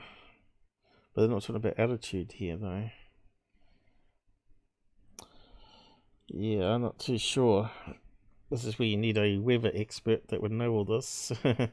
Mm-hmm. And we could have a chart that probably they've got talking about maximum, average, and minimum speeds is what we're looking for. So anyone out there can find the information. We'll just carry on reading.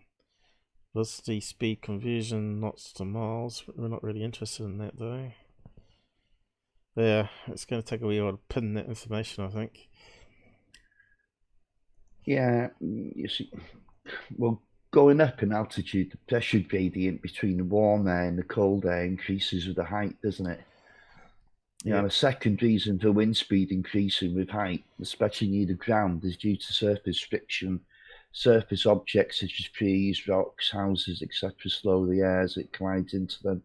But yeah, I can't see there being that much of a dramatic change for it to be traveling 180 miles per hour when your low level wind speed was just 10 miles per hour.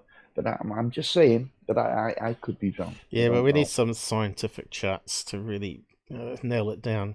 So this is a really good one. It gives us temperature. You can see it gets really cold as you go really high. Negative 60 degrees Celsius, right? So that's why people that hop onto undercarriages of planes, they freeze to death. But you can see here... That's why you don't open your parachute too soon as well. Yeah. So we're talking about a radio sodi, whatever that's called. It looks like a type of high altitude balloon there that gets up to 40 kilometers. And then above that you got the meteorites. And then space shuttle. Then you got the what do you call that one? Where it does the lights in the sky and all that. And then you got satellites. Yeah. What's the last name on it though? I can't remember what you call it, but yeah. But anyway, yeah, it's got no wind speed chart here, which would have been a good. Oh, of the Borealis, you mean? Yeah, that's the one. Yeah. Just call it Northern Lights. It's easier. Yeah, I know. Where does that terminology come from? These crazy scientific names they have for it. Oh, I don't know. It's Latin, isn't it? Oh, yeah, that's the one I was looking for, the word. But yeah, what's that one there? Just have a look at these charts. They're quite interesting. I think that last chart we looked at there was the best one. What's that one say? Oh, can't read that one. Layers of atmosphere. We want layers with wind speed. Layers, atmosphere with wind speeds. I wonder if it'll give it to us. It's probably these charts here then. We can read it. So what do we got here? Wind speed. Oh, here we go. Lower atmosphere, lower haze clouds. Atmosphere, is that kilometers down the side? Yeah, altitude, kilometers. Well, I've just found something here, Paul. At very high altitudes in the jet stream. Yeah. Up to 298 miles per hour is what I'm reading here. So yes, the balloon could have been going that speed even if the winds were low. That's what I think. Look, level. So here we go. This is what this chart's saying here. It goes only up to 150 though. 150 meters per second, whatever that converts to miles per hour. But you can see down at the bottom there, the wind speeds are below 50 meters per second. And as you go up higher, they're actually increasing.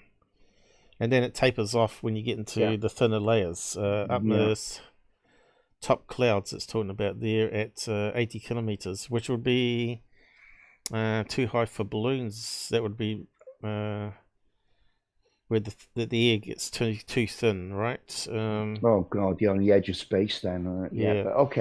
But I'm quite happy at this stage at that balloon. So we found the information at that speed.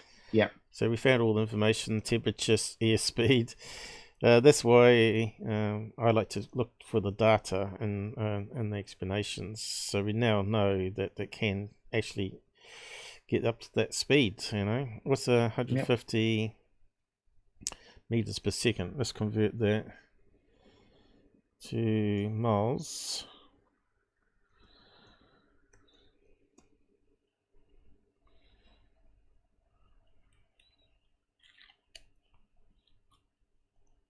Miles per hour. That's what I was asking. 150 meters per second equals 335 miles per hour. So that chart, there you go, went way up to that speed there. I thought so because you're in the atmosphere band where you got the solar temperature coming in,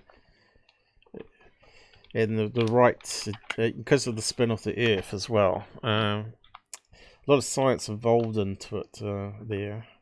That's why you get those cyclones right at that level where the eye forms, because you got those wind speeds, right? The shear factor.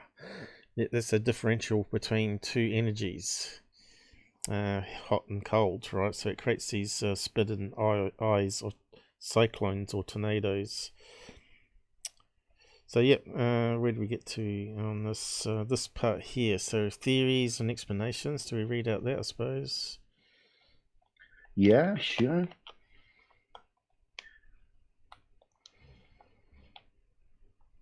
I guess we way though. Let's just read it up from there. Theories and explanations. What is interesting here is the descriptions all suggest something with a rounded top and then a long and tapering underside. The weather balloons, with which they would have been familiar in 1948, all would have been about 15 to 20 feet in diameter and would have been round or ball-like. Clearly these descriptions do not fit with a weather balloon, but do fit with that of a scale balloon. Venus in that document was one of the first mentions of Venus as the possible culprit. Looking at only the direction of the object in the sky, and given the time of day, Air Force investigators, or in this case, Air National Guard investigators noticed that Venus would have been occupying that part of the sky. According to the astronomical charts available, at the time of the initial UFO sighting, Venus could be seen in the daylight sky in the approximate location of the UFO.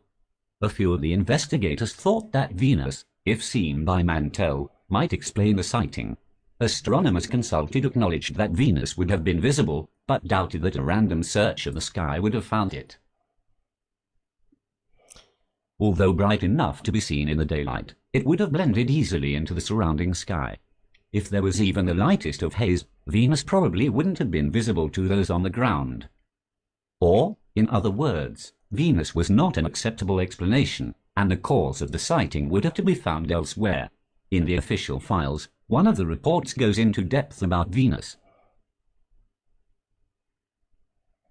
Okay, Paul, I've got no idea why you're showing pictures of a weather balloon. Because they were talking about weather balloons at the beginning. No, they were talking about planet Venus as an explanation. However, under exceptionally They're good still atmospheric reading, by the way. conditions and the eye shielded from the direct rays of the sun, Venus might be seen as an exceeding tiny bright point of light. It can be shown that it was definitely brighter than the surrounding sky, for on the date in question, Venus has a semi-diameter of 6 seconds of arc. While it is thus physically possible to see Venus at such times, usually its pinpoint character and large expanse of sky makes its casual detection very unlikely. They were, in effect, saying that Venus was visible, but they didn't think it was the answer. The Air Force investigator was not finished with the Venus, however. He wrote, "The chances, of course, of looking at just the right spot are very few. Once done, however, it is usually fairly easy to relocate the object and call the attention of others to it. However, atmospheric conditions must be exceptionally good. Venus and balloons. Venus was no longer the preferred answer. The official report said it had been unofficially reported that the object was a Navy cosmic ray balloon. If this can be established, it is to be the preferred explanation." As you can see, Venus is not that bright during the day. No, God, no. Well, that's why the Air Force abandoned that explanation and then went with the Skyhook balloon, not a weather balloon. They never attempted to say it was a weather balloon. Too small. And there's Venus at the edge of the moon there, is it? I'm not too sure. I suppose it is in the daytime. Yeah. I don't know if you could see Venus very well. No, well, that's the whole thing. There was plenty of astronomers that got onto this and said, no way, highly unlikely.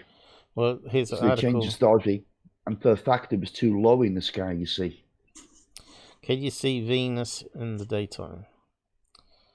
So Yes, you can. Yes, you can, Paul. You can see it in the daytime. yeah, but it's very extremely hard. faint. It's low in the sky. Yeah, you're not likely to pick it up. And that's what I'm reading the title of this page here, Robert. So I'm not just. Okay. I wasn't asking Okay. you. I was just seeing what they were saying on the science page. Okay. So let me just read out a chunk of the science page about Venus and see what they've got to say about it in the daytime. I think naked eye, maybe with a, depending on the time of day, maybe sunset, sunrise, where it's darker. But with the naked eye, without camera or whatever. Have you noticed Venus in the evening sky lately? Because of its unusual brightness, Venus is often referred to, depending on when it's seen, as either the evening star or the morning star. And for good reason. Even though it's not really a star, it reflects 69% of the light hitting it, making it the brightest of the planets we see in the sky from Earth and the third brightest natural object after the Sun and Moon. Owing to a combination of its phase and its distance from Earth, which varies from 38 million to 261 million kilometers, 24 million to 162 million miles, Venus attains its greatest brilliancy in the sky when it's a fat crescent 35 days before or after its inferior conjunction, the date when it passes between Earth and the Sun. With this year's inferior conjunction occurring on March the 25th, that means Venus is at its brightest on February the 17th. When it will appear in the west after sunset, and then again on April the 29th, when it shows up in the eastern, pre-dawn sky. At its brightest, Venus shines about 25 times brighter than the brightest star in the night sky, which is Sirius Incanis Major, the big dog. This means that Venus is bright enough for experienced observers to spot it in the daytime sky, if they know exactly where to look. For novices, that can be tricky, since finding it may involve using the sun as a positional reference, and it's never a good idea to look directly at the sun without proper eye protection. As an alternative, wait until sunset and see how soon afterward you can spot Venus. On February the 17th, it lies 40 degrees east of the sun, or nearly halfway up from the horizon to the zenith in the west-southwest just after sunset. With luck, it will be easy to see in binoculars, and once they find it, many observers are surprised to realize how much Venus stands out in the sky. What's important there, though, they said between February and April. When did the crash occur? 6 months. Jan the 7th. So it's outside that window where it's the brightest as well. Is what I noticed there. I think it was February, they said, and April. February the 17th to... Yeah, so we're talking, what, over 5 weeks before the 17th of Feb. And this is an American article for California. So I don't think there would be much difference. Honestly, now, the Planet Venus explanation, I think we can kick that one into touch, you know. Kick it in the nuts, you reckon? Yeah, hell yeah. Okay, let's close that one down. So what we got left on this article? Yeah, okay. Still talked about Venus, is it? Let's see. Investigations. Probably read out that chunk. Yeah. No, I think you need to go down to the balloons, the balloon explanation now. Yeah. Speed of balloons. There we go. But we've looked at the speed of balloons ourselves. Yeah, I know that, but let's see what Kehoe has to say, because he was a bit more informed than us. Oh, I don't know. He didn't have the internet like we do. True. It makes it a lot easier. Imagine what these guys could do if they had the internet back in those days. Oh, it's a hell of a Donald Kehoe, who examined the Mantell case carefully and who used it as an example of the Air Force cover-up, suggested in his 1950 book, The Flying Saucers Are Real, reported, the fast flight from Madisonville, the abrupt stop and hour-long hovering at Godman Field, the quick bursts of speed Mantell reported make it impossible. To fly the 90 miles from Madisonville to Fort Knox in 30 minutes, a balloon would require a wind of 180 miles per hour after traveling at this. Flying saucers are real. Yeah, that was one of his books. Yeah, it sounds a really silly title, doesn't it? But it's actually an excellent book. Yeah, and that's the one you said he looks kind of like an alien. Yeah, Donald Kehoe, yeah. Yeah, that was from the last stream, wasn't it? Okay, let's just carry on reading then. It seems to only do one page at a time. Okay. So this is the interesting hurricane part. Speed, it would then have had to come to a dead stop above Godman Field. As the P-51 S-6 approached, it would have had to speed up again to 180, then to more than 360 to keep ahead of Mantell. Kehoe, 41. The evidence, as provided by the eyewitnesses, tends to nullify much of Kehoe's arguments. He believed that the balloon, to be seen, would have been at a low altitude, but these were scale balloons made of polyethylene which had a metallic sheen to it. Reflecting sunlight gave them the appearance of an internal luminescence and made them visible to those on the ground, even when the balloon was close to its upper limit of more than 19 or 20 miles. Second, Kehoe, as have others, assumed that the reports of the balloons from various locations indicated when the object first appeared over those locations. These researchers then measured the distance between the two and divided it by the time to come up with a speed. There are several problems with this, not the least of which is assuming that all the clocks were synchronized to the same time. If the clocks were off by 5 or 10 minutes, then the speed is reduced. Keeping with that, no direction for the sightings are supplied, so that people in one location might have not been looking at the balloon directly overhead, but seeing it to the west, while those in another western town might have been looking to the east. If that is the case, then the speed is significantly reduced. If a skyhook balloon was drifting slowly, halfway between two locations separated by 90 miles or more and was 20 miles high, then witnesses in those two locations could have seen the object between them, and the timing is irrelevant because the skyhook would have been high enough, bright enough and big enough to be seen in those locations at the same time. Third, there is testimony from a number of witnesses that suggests the object was drifting slowly, about 10 miles an hour. Kehoe believed that many would have reported the balloon, or reported the object as a balloon, but since they didn't, the balloon answer is eliminated. Unfortunately for Kehoe's theory, there were those who saw the balloon and reported it as such with a slow, balloon-like speed. Skyhook balloons in the early 1950s, the UFO project was reorganized, and cases that had been solved were again examined. Ed Ruppelt, seeing that the Mantell case was one of the thickest, asked for a microfilm copy of it. Unfortunately, something had been spilled on part of it, so that it was difficult, if not impossible, to read. Ruppelt had one advantage that those who had made the original investigations didn't. He knew of the Navy's high-altitude research using huge balloons that were called Skyhook. He tried to find records that would prove that Skyhook was responsible, but could find nothing that would put one of the balloons over Godman Field at the right time. Because he had no conclusive evidence, he left the case listed as a probable balloon. Ruppelt did try to find the evidence. He gathered wind charts that showed if a balloon had been released from Clinton Air Force Base, Ohio on January the 7th, 1948, it might have been in the right position to cause the sighting over Godman Army Airfield on that date. But Ruppelt could not confirm it. In 1956, Ruppelt published a book about his experiences as the chief of Project Blue Book. Because he was seen as an insider, when he drew conclusions, they carried some weight. When?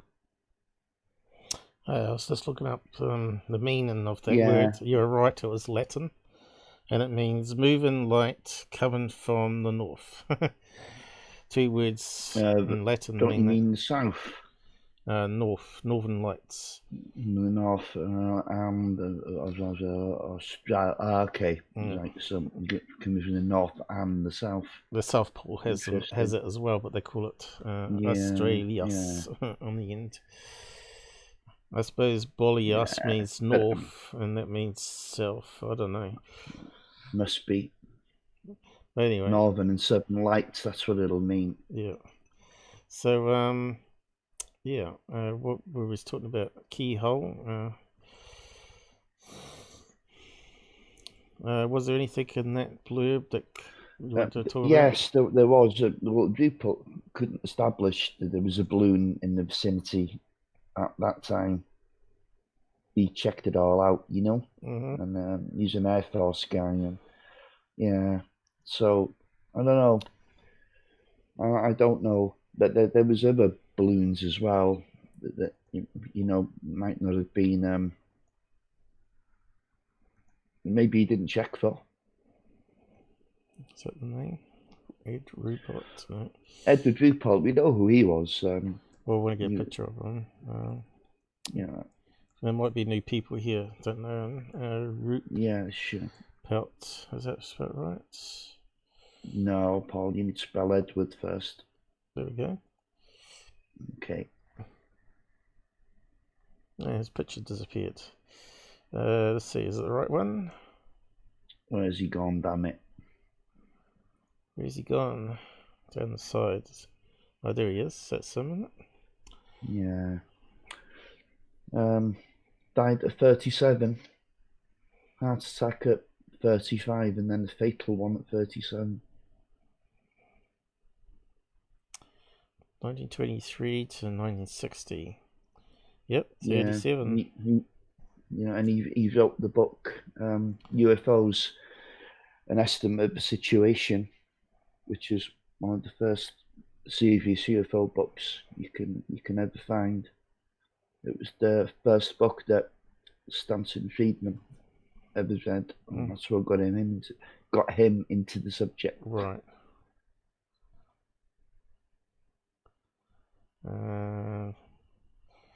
Alright, so on with the next bit, I suppose. Where is it? Yeah. Where do we get down to? Down to this chunk here. It'll let me select it. Yep, that'll do, won't it? Yeah. He said that he could find no records that proved a skyhook balloon or any other balloon was responsible. People listened. Later, the controversy continued to rage. Dr. J. Allen Hynek, who was the scientific consultant for Project Blue Book, said that he didn't believe that Mantell was chasing Venus. He did say, however, it is possible that Venus was also a cause to this sighting and was observed by some of the witnesses on the ground. However, the prime culprit is believed to have been the skyhook balloon released by the Navy. Captain Mantell was attempting to close and won this balloon, which was still more than 40,000 feet above him. Research conducted by Robert Todd, Charles Moore and Barry Greenwood, and reported by Jerry Clark in his UFO Encyclopedia, Clark, 1998, 606, reported, thought the skyhook identification is surely correct. The claim that it was launched from Clinton County Airport is certainly mistaken. According to Charles B. Moore, who conducted balloon experiments for the government in the late 1940s, no skyhook flew from the airport before July 9, 1951. As investigation conducted in the early 1990s by ufologists Barry Greenwood and Robert G. Todd identified the balloon as one set off from Camp Ripley, Minnesota, at 8 a.m. on January 6, 1948, the Mantell UFO, 1994.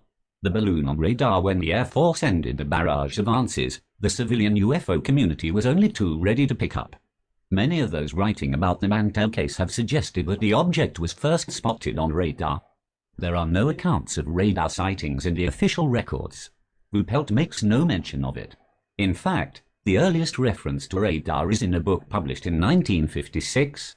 After that book appeared, others have picked up the idea that radar confirmed the UFO. The truth about Thomas Mantell. Others have claimed that Mantell was a World War II ace. Military records show that Mantell was a transport pilot during the war and therefore couldn't have shot down the 5 enemy aircraft necessary to become an ace. This doesn't mean that Mantell wasn't a good pilot or that he was a careless pilot. It merely proves that he wasn't a fighter pilot and didn't shoot down enemy planes. In fact, he seemed to have been a very brave man. According to a letter sent to me by Mantell's sister, Betty Mantell Risley, Tommy was awarded the Distinguished Flying Cross for his calm and courageous action on D-Day, that is, the Normandy invasion on June 6, 1944. On that day he was ferrying a glider plane to a designated point behind German lines. His instructions were to cut the glider loose and return to base if attacked. Tommy was attacked but proceeded to his destination where men in the glider would be with others for mutual safety. He was then able to get his badly damaged plane back to his base in England. But the problem here is that Mantell had only recently transitioned into the P-51. As a transport pilot, he normally flew below 10,000 feet because the transports were not pressurized and those riding in them would suffer the same effects from high altitude as pilots. According to the available records, Mantell had a total flight history of 2,167 hours that included training time and co-pilot time. He was credited with 107 hours of combat flying time, but he had only 67 hours in fighters. Further.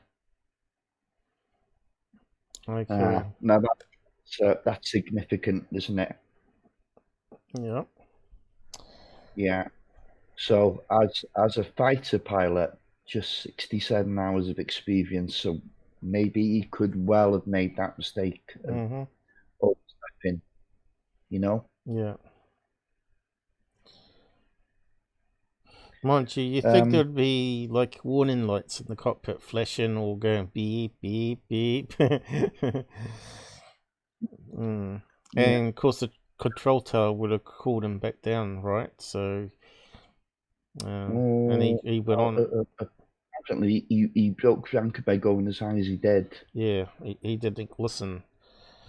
Mm-hmm. Maybe it was UFO, and he wanted to find the answers, you know. Yeah. Want to get a good look at it. But yes, yeah. Why put your life in danger like that, though? It's kind of crazy. Yeah, but you think that these planes would have had automatic eject system, you know, if the pilot passes out and it goes carry on past a certain altitude, it just simply explodes the canopy off and ejects the pilot? 1948. I'm not sure. I'm not really sure about that. But anyway, go to page 16, Paul. Page 16. We're on page 16 already. You can get to the bit where it says further rumors. Yeah, that's what we're going to next. Oh, excellent. Yeah. That's just where I want to be. Further rumors. Did I get it? Yeah, I got it. Okay. What's happened? Why can't I see it? Alright. Further rumors. Almost before the aircraft hit the ground, there were rumors circulating about what had happened. Many of the reports from UFO books and magazine articles contain the essential information, and for the most part, report it accurately. There are always one or two paragraphs added that suggest something extraterrestrial. Coral Lorenzine, 1966, 23, reported, "The latest to reach me, Lorenzine, was from a captain in the USAF Reserve who claims he took part in the investigation of that incident, including the location and inspection of the crashed F-51. He supports the old theory that the spaceship removed Mantell from his ship and then allowed it to crash. The captain says Mantell's body was never found. The truth here, based on the information available, is that Mantell's body was inside the aircraft.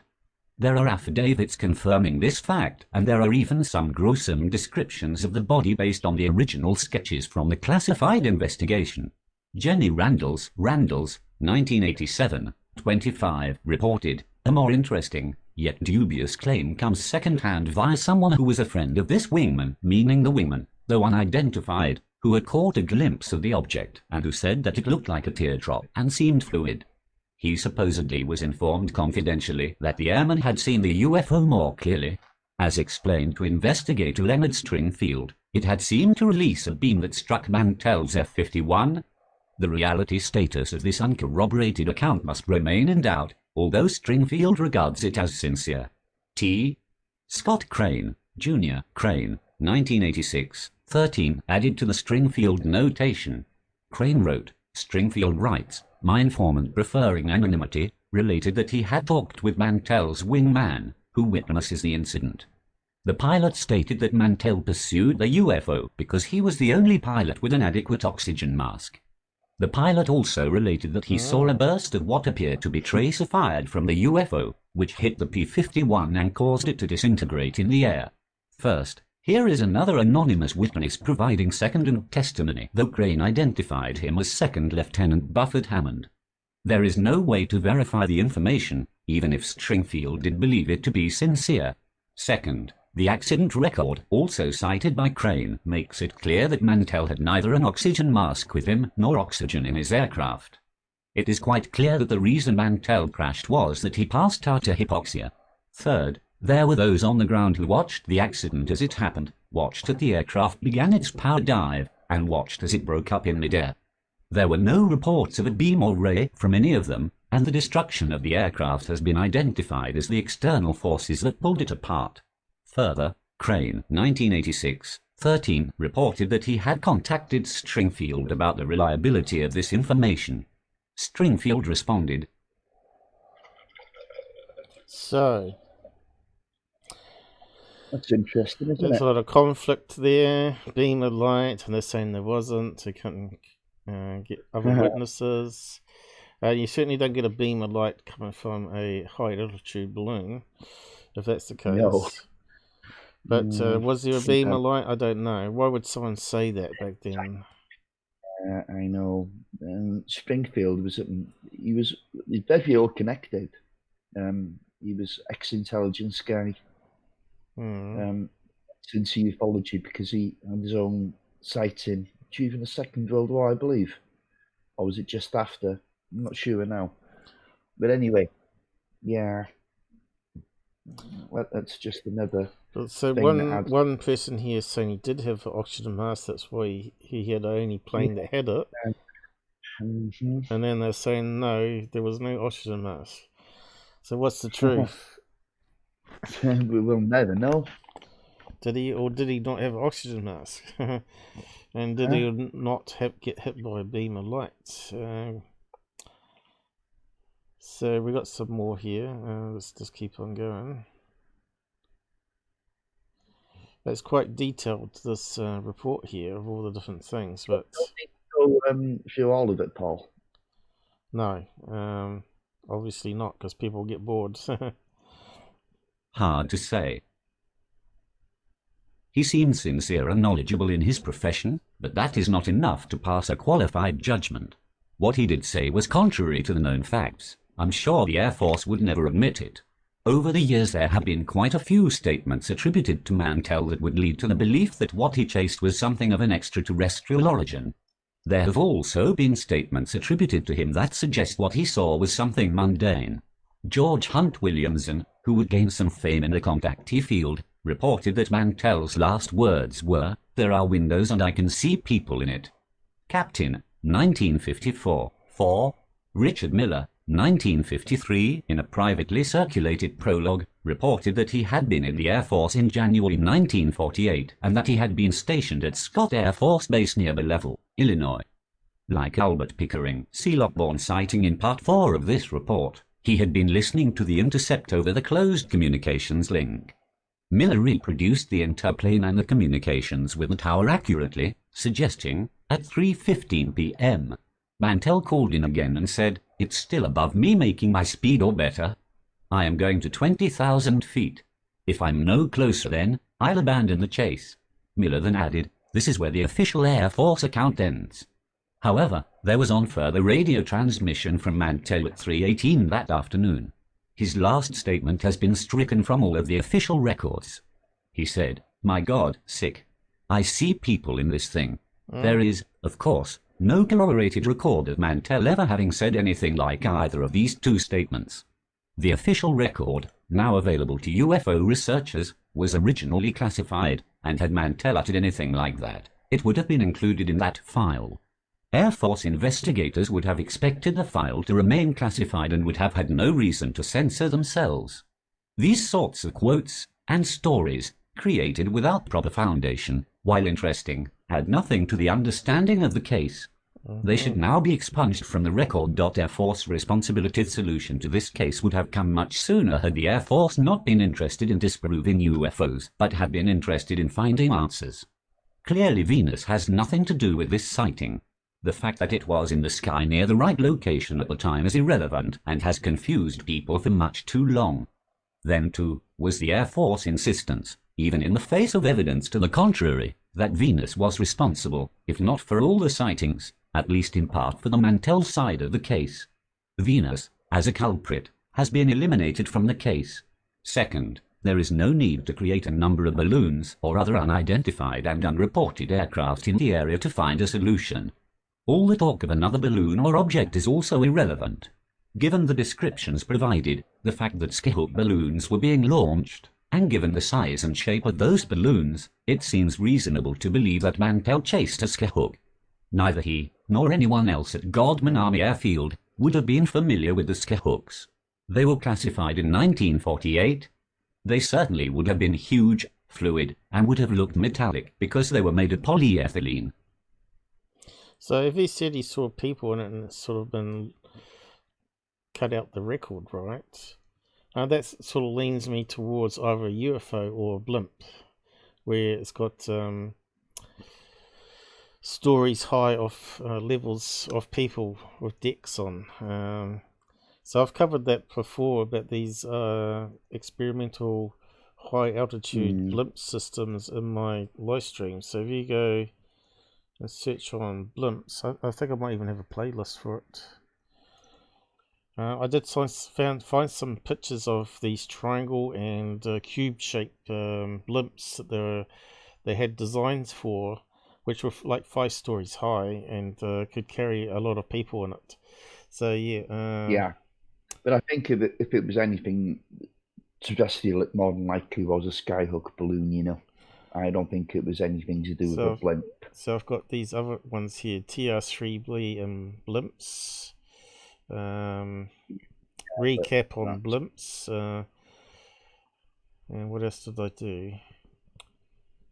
Was that about the only one on blimps? I had some pictures of them and some old book I found, which was quite interesting.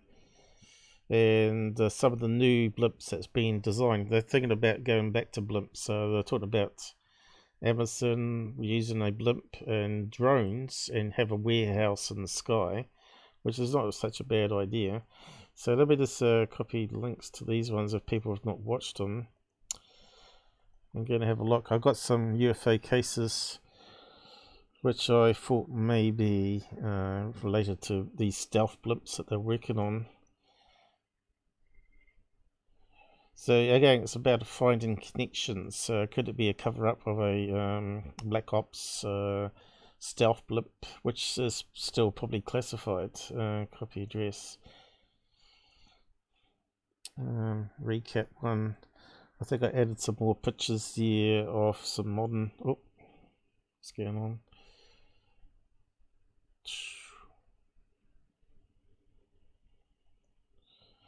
A recap.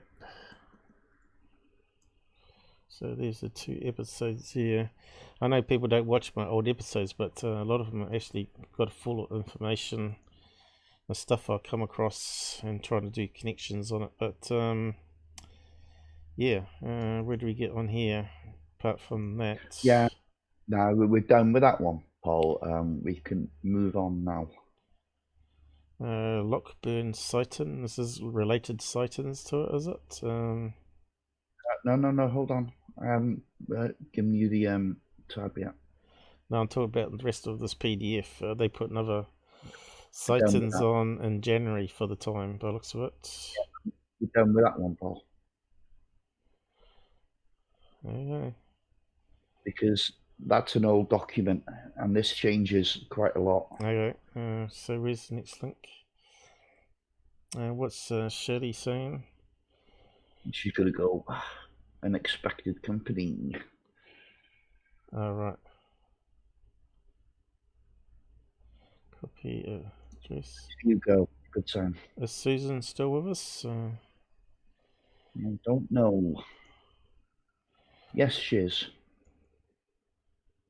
Cool. I know a few people are dropping off. Well, they will do because we're not moving on with the case at all, are we, Paul? Oh, yes, we have. We've been talking about other things. So this is a YouTube thing coming up, bollocks, what? Yeah. You need to play it from 15 minutes onwards. Okay, I need to set that up. Yeah, I know. For fair use. It's Quinton Blackwell, the original in the tower. And it's on Finding UFO, which puts up a lot of this stuff. Now, how many views did he get on that one? 3,000. What do we put it from though? Is it from Unsolved Mysteries or something? Do you know? Don't know. Yeah, it does help. Because we're going to get copyright claim on it otherwise, probably. If you deface it, it should be okay. It's fair use, isn't it? We're only using it as we're not playing it all from start to finish. Yeah, you'd think so, but if you deface it a wee bit like that, if we boost the volume to, probably going to be low. See, that gets in the way, you see. Yeah. So I've got to set that up first. Yeah. We could change the pitch of it, probably a wee bit lower. Not that it helps all the time. So I'm not too sure what this thing's from, because we've got no idea. That's what I said to Google. They need to say it's got a copyright claim on it. So then we know if they've used it from a TV episode or whatever. Or they've combined it from something that's really old, like an interview. So we don't know any of that, you see. So we'll just kick that off. And bring that down. And unmute it once we get past. Oh. 15 minutes, Paul. Oh, 15 minutes. So let me just recap now, before we lose focus now. This is Quinton Blackwell, the original guy in the tower. And he's met with the Mantell family many years after to give them some kind of closure on his opinion of what happened. So it's interesting stuff. So we're coming up to 15 minutes now. I'll just Yeah. let it get there right before I unmute it. Or do you want me to unmute it now? Up to you, Paul. No, they have told us absolutely nothing. They Sounds said like all it's they on got one was speaker. talk to my mother. And this happened. Let's see if I can boost it. 48 years ago, you know, but not knowing. It won't come down. The day Tommy died, January 7th, 1948, the air traffic controller at Godman Field was Quentin Blackwell, the man who heard Captain Mantell's last words. Now, after 48 years, Tommy's sister Betty and his two sons, Terry and Thomas III, are going to meet Quentin Blackwell for the first time. It's been almost 50 years since your father was killed. What are you hoping that Quentin Blackwell Loud as I can get it. will tell you? Just to hear the last, what he said, his last words, since he was the last person to talk to my dad. What I hope Mr. Blackwell will clear up in my mind is if Mr. Blackwell happened to see the object that he was pursuing, or if he could shed any light on what it was. All along, due to the cover-up, I felt like either they knew what it was and didn't want to tell us, or they didn't know what it was and they didn't want the world to know. And I would kind of like to know which of those things maybe it was. Blackwell has never spoken publicly about the incident, but nearly 50 years later, he's still troubled by his memories. It was his son Jackie who convinced Blackwell to break the Air Force-imposed gag order after seeing the Mantells on sightings. To me, it was a family's appeal. They asked for anybody that had any information surrounding this incident, if they could talk to the families, and to me that was enough. And I just had to talk to my dad and say, look, do you want to? And Dad says, yeah, I'll talk to the family. On January 7th, 1948, Mantell was part of a team ferrying P-51 fighters from Georgia to his home base in Kentucky. Near Godman Field, Fort Knox, the tower asked the team to investigate reports of a strange, unidentified flying object. The planes were not equipped for high altitude, and all but Tommy turned back at 25,000 feet. Tommy pursued the UFO and described a large metallic object. At 33,000 feet, his plane heeled over and came down in a spin. It crashed and burned in a Kentucky field. The Air Force said Tommy blacked out from lack of oxygen while mistakenly chasing an experimental balloon. But in Tulsa, at Quentin Blackwell's home, the Mantells heard a much different story from a key eyewitness. I got to the car and I looked out there and there was that saucer. Boy, I called the base operations officer from downstairs, a major. He came up. Audio. He said, you got me in trouble now. I've got to call the base commander. So he called over Fort Knox and had some of the generals come over. During our conversation, Blackwell confirmed many of the family's suspicions and also provided new information about the real reason why the other P-51s decided to turn back.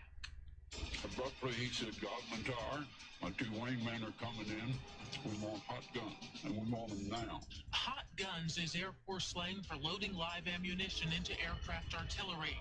A National Guard wing commander like Mantell could only order weapons to be loaded when there's a verifiable threat and with permission from his superiors. So if Mantell instructed his wingman to load his guns, then someone else had to have seen the threat also. How did he describe the object? He said it was about 200 feet across, probably 70, 75 feet thick. It has observation windows from the top section around.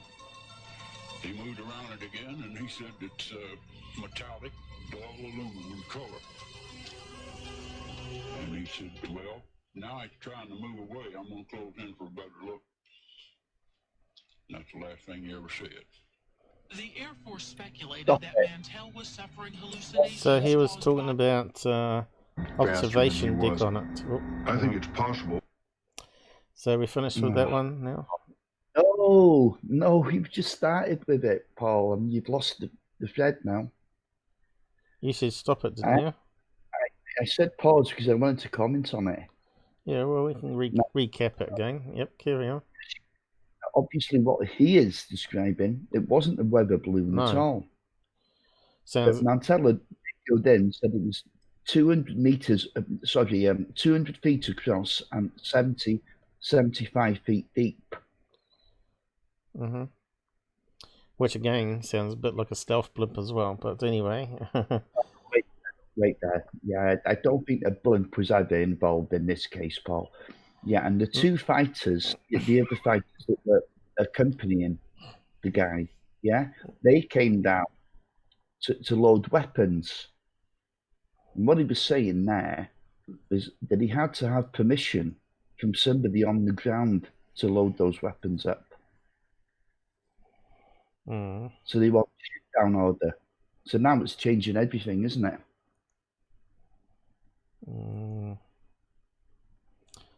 So we got up to. Accidentally clicked. No. Oh, what's going on? I hate that thing. What's that do? We want hot guns, and we want them now. Hot guns is Air Force slang for loading live ammunition into aircraft artillery. A National Guard wing commander like Mantell could only order weapons to be loaded when there's a verifiable threat and with permission from his superiors. So if Mantell instructed his wingman to load his guns, then someone else had to have seen the threat also.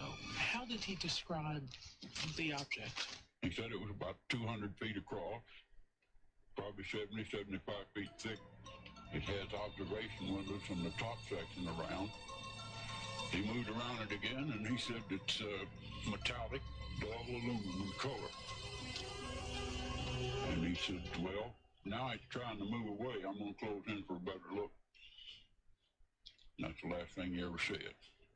The Air Force speculated that Mantell was suffering hallucinations caused by anoxia, the medical term for lack of oxygen. Was Captain Mantell coherent when he was talking to you? In my opinion, he had control right on through. I have worked people with anoxia, and in my opinion, he wasn't suffering. He was in full command of his facility. Perhaps the most important information Blackwell revealed were the names and ranks of other eyewitnesses in the tower. Oh, mercy. There was about 3 generals, Colonel Karen Coffey, base commander, Colonel Hicks, and the operations officer. It was jammed. When they said he was down, everybody abruptly left.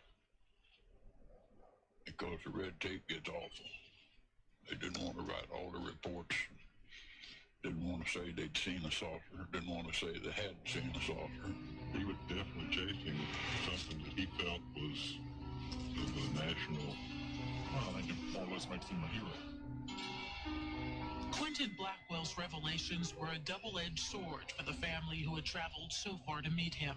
He confirmed their worst fears, that the Air Force knew that Tommy was after more than a balloon and still chose to remain silent. But Blackwell also spoke out about Mantell's heroism, something his family had always known in their hearts. Thomas Mantell is one of the most famous names in the history of ufology. But his family hopes that people will remember Tommy not just because he chased a UFO, but because he laid his life on the line to protect America from whatever he saw up there. Well, that's that. So we're on to next. He's spoken out, and no, we're done with the case now. But he's spoken out, and he's telling a completely different story, isn't he? Yep. Doesn't sound like a balloon at all anymore, does it? No. And the shoot-down order, that's quite interesting because it would have taken somebody on the ground to give the permissions. Interesting. So I simply don't know what went on there.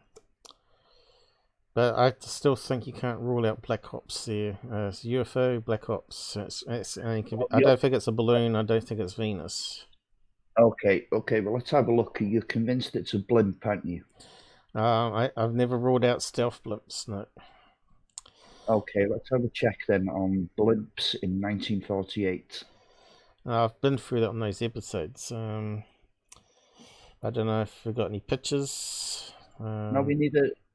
Doesn't matter about that. We need a specific year for these blimps. Well, I did cover the years in my documentaries. Now you didn't watch them. I remember you didn't watch them, and they were quite good. You had your mates over, and you didn't. And it was a case that MUFON put up saying it was a triangle craft, and I started looking into it. So stealth blimps. I don't know if you can find any information on them, but yeah, they're quite deep and they're quite big.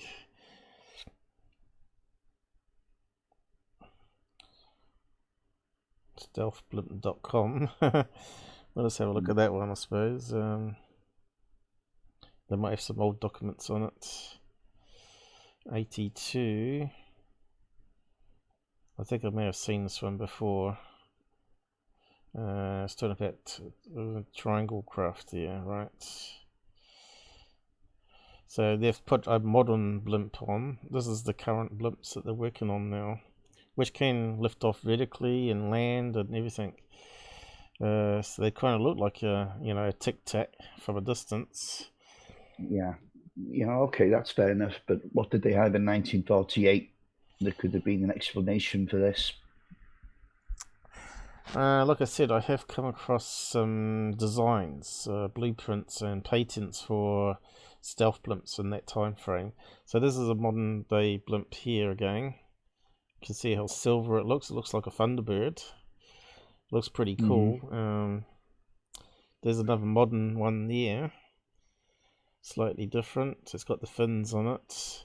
So if you saw that in the sky, you'd think, what the hell was that? Alright. Incls. These are all the modern ones that they're experimenting with now. So it makes me wonder what they had 50 years ago. So here, what's this one here?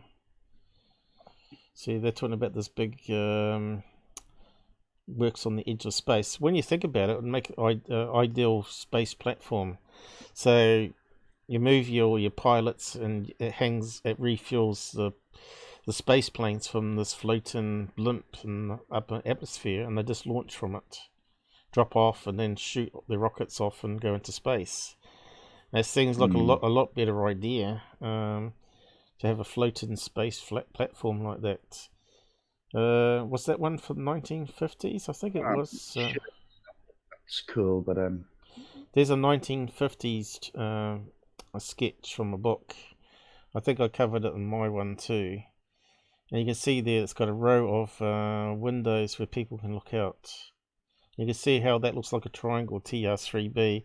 Very similar to the description that Art Bell said for his one that was passing over Area 51. Was slow moving, made no sound. You can see here they've got these little engines on the back here, which could easily be electrical plasma drive. So yeah, that's one from 950, I think, but there was some going back even further. Yeah, Art Bell's account to that.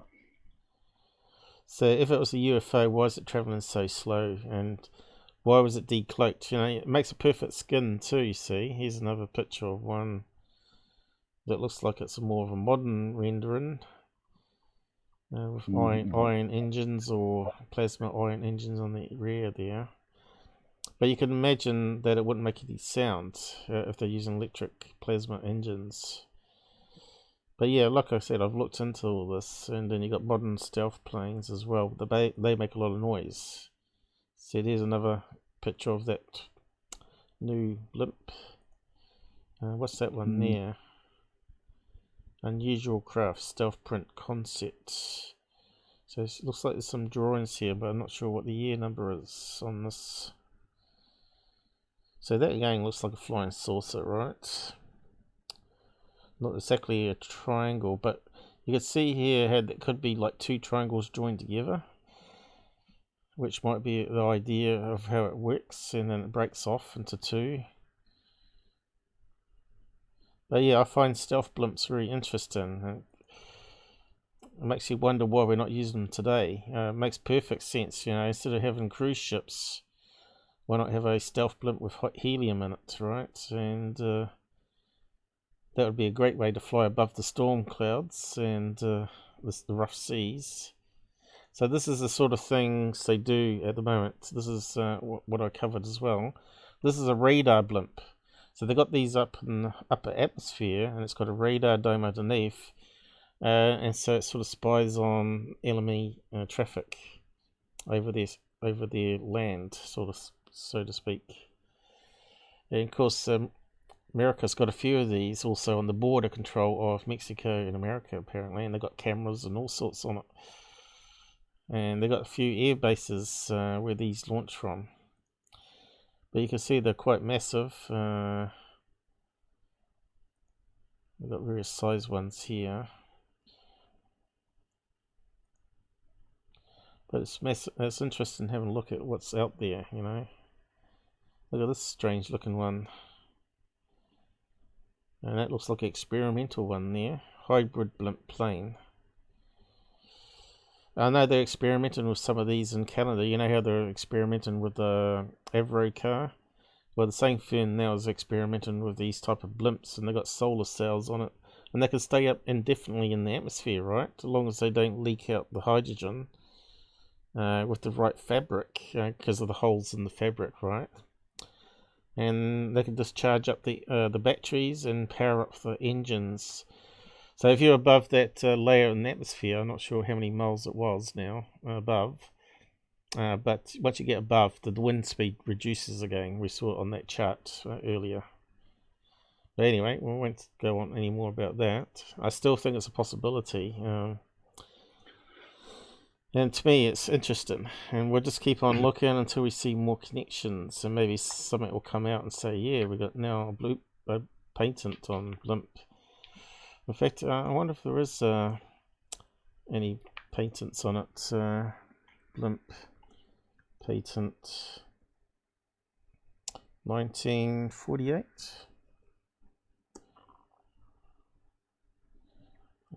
So we got anything that's popping up here? Toy blimp, April Fools. Nothing's popping up. I think you have to search the blimp thing. How do we get to it now? It used to be like a tab or something you could get access to through Google and then search it directly. Let's see if I can bring it up and then search it. Google patents. Patents. Here we go. Patents. Click on there. Now we can search the patents. Blimp.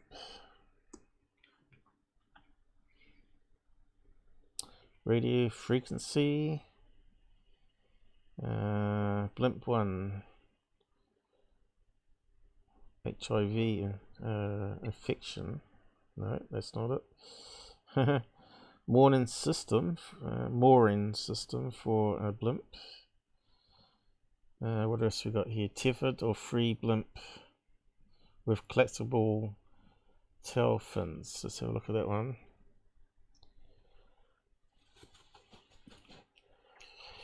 Yeah, you'd think there'd be like personal ones instead of using cars nowadays. You'd have a blimp in your garage and you just hop into it and fly around. This is all interesting stuff, but I think there's one thing you're kind of missing here now. If the Air Force thought for 1 second there was a possibility that was a blimp in the Mantell case in 1948, they would have known about it. This is before the days of the military-industrial complex. There was nothing going on behind the Air Force's back at that time. No one's ever come out with a blimp explanation. Unless it's a stealth blimp for Black Ops, mate. then they're not going to... 1948, Paul. Oh, I don't know about that. They certainly had a lot of secrets. You need to study this. There's no Black Ops in 1948. As far as you know. There's certainly a lot of military secrets going back to 1944 at least. Radar and all that sort of stuff. Enigma machine. Yeah. So there was the last of that on the Mantell. Was there anything else that someone come up with? Mantell, you know. So what's that one there? Flight direction control. So there's nothing really popping up in the patents here, but you got to remember there's actually top secret patents that are classified, which don't come up in the normal searches. I suppose you'd have to redefine the search. Stealth. It'd be funny if it popped up though. Stealth. Blimp stealth. Fuel cell. Toy. No, so it hasn't come up with anything different there. But yeah, that's the sort of thing where you stumble across something you haven't seen before. Blimp, UFO. But they don't call it UFO, did they? Back then, what did they call it? Well, we're still calling it flying saucers then. Yeah. It was Pelt that coined the word UFO in 1952. Safe landing device for high altitude helicopter. How about that? So that's what I'm talking about, having a blimp in the sky where you actually have a helicopter platform, where you sort of drop the helicopter down and then it sort of kicks in and then hovers back down to Earth, right? Maybe rocket engines or something on it. Invention discloses a safe landing system for high altitude helicopter fault shutdown. I suppose it ejects a parachute, does it? Yeah, but yeah, like you spend hours going through all these patents because there's just millions and millions of them. Flying shark we know about. Self-stabilizing rotor toy. Well, that one, I think I bought one of those from China. The rubbish. You get a good one. Yeah, there it goes. I got one of these toys. They're quite fun. I got a video there showing you how it's working, and it's sort of it's meant to have sensors to keep it hovering in the same level, but my one's faulty as usual. I always get crap. Flying shark. But anyway, there's another thing we're going to cover now, wasn't there? On the list. Yeah, just one more, and it won't take long. Right. So you got the link for us? Yeah, give me a chance. I'll catch up on this side. Me too. I'm sure. Hope that comes within our lifetime. What disclosure? Disclosure back in 2020. I thought it was going to happen in 1988. That one I talked about. What happened to disclosure?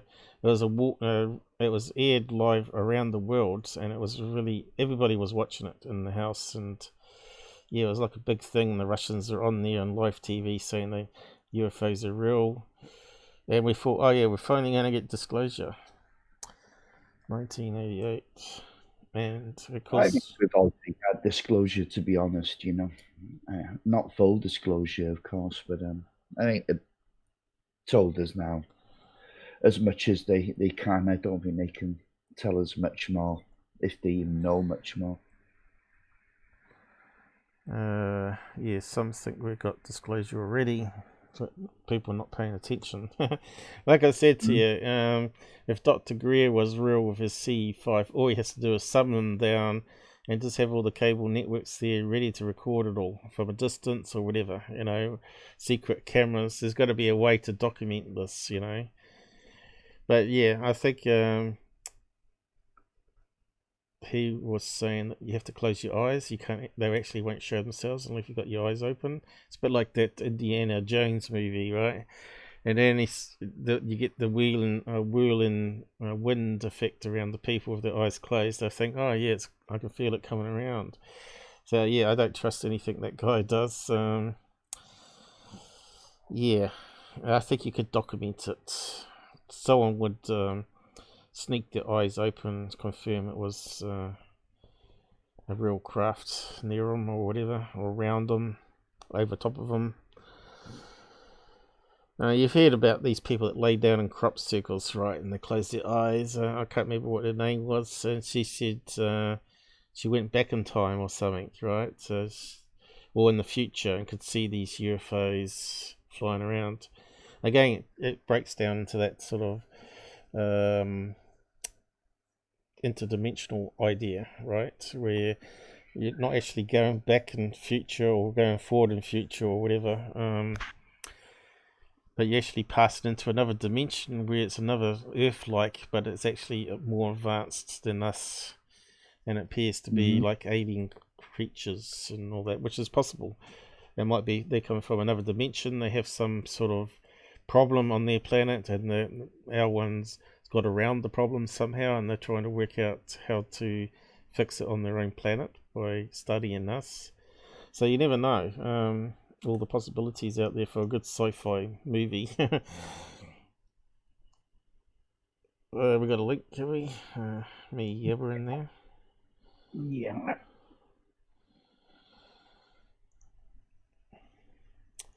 What UFO person's not a sci-fi fan though? Is there any such thing? I think both are linked normally. Definitely. Not Earth Files. No, UFO Jesus likes this place. Linda Moulton Howell. Interesting account because it didn't come from her originally. No. Army Ranger Lock On. So you want me to read out some of this? Yeah. Whereabouts from though? If the witness testimony is to believe, this was definitely a shoot down, a UFO shooting down an aircraft. I don't know how much validity the case deserves, but it's worth a look because it's kind of, similar to the Mantell case in a way. October the 19th, 2006, Albuquerque, New Mexico. In reply to one of my recent coast-to-coast ham radio appeals for first-hand information from military or intelligence people about the UFO phenomena, I have heard from 2 military eyewitnesses about a remarkable radar tracking of UFOs east of Miami, Florida, in March 1967, over the Bermuda Triangle region. Neither man is willing to be identified beyond his first name, but the 2 are cousins who were in the American military in the late 1960s. In April 1966, Bill signed up for Army Air Defense Command, called a RADCOM, no longer exists, after Army basic training at Fort Benning, Georgia. By March 1967, Bill was working as both a missile crew launchman and fire control operator in the Army's B Bravo Battery, 6th Battalion, 65th Air Defense Artillery in Key West, Florida. A RADCOM Army Air Defense Command patch in 1967, image provided by Bill. In the late 1960s, the U.S. Army Air Defense Command operated Hawk and Hercules missile sites throughout the United States. Almost every major city was protected by such missiles. The name Hawk was an acronym for Homing All the Way Killers. Editor's note: the Hawk surface-to-air missile system provides medium-range, low to medium-altitude air defense against a variety of targets, including jet and rotary-wing aircraft, unmanned aerial vehicles, and cruise missiles. This mobile, all-weather day and night system is highly lethal, reliable, and effective against electronic countermeasures. The Hawk was originally named for the predatory bird, but later the name was turned into an acronym for Homing All the Way Killer. Source: for Space Policy Project. Inside the Battery Control Center, or BCC, was all the radar equipment necessary for watching the Miami skies and launching a missile, if necessary, at a perceived enemy target. There's a picture of the capsule. Telephone. Yeah. VDE power supply, cable entry.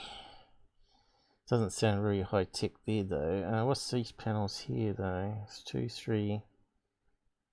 Equipment blower, voltage regulator. Yeah, you're sort of cutting out there, Robert. It's 1967. So where do we get down to there? Well, yeah, I need you to be able to do that, Paul. Now.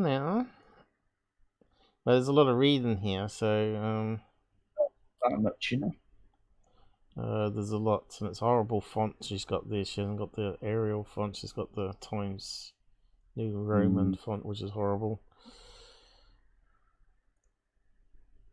129 miles northeast of Bill's Battery Control Center in Key West, his cousin, Dennis, was in the 644th Radar Squadron at Richmond Air Force Station 10 miles south of Miami. Next door was a CIA antenna farm. UFOs had been reported several times in 1966 to 1967 over Miami, the Bermuda Triangle and Cuba. In fact, one of the most dramatic incidents was the disintegration of a Cuban MiG jet while scrambling after a UFO bogey.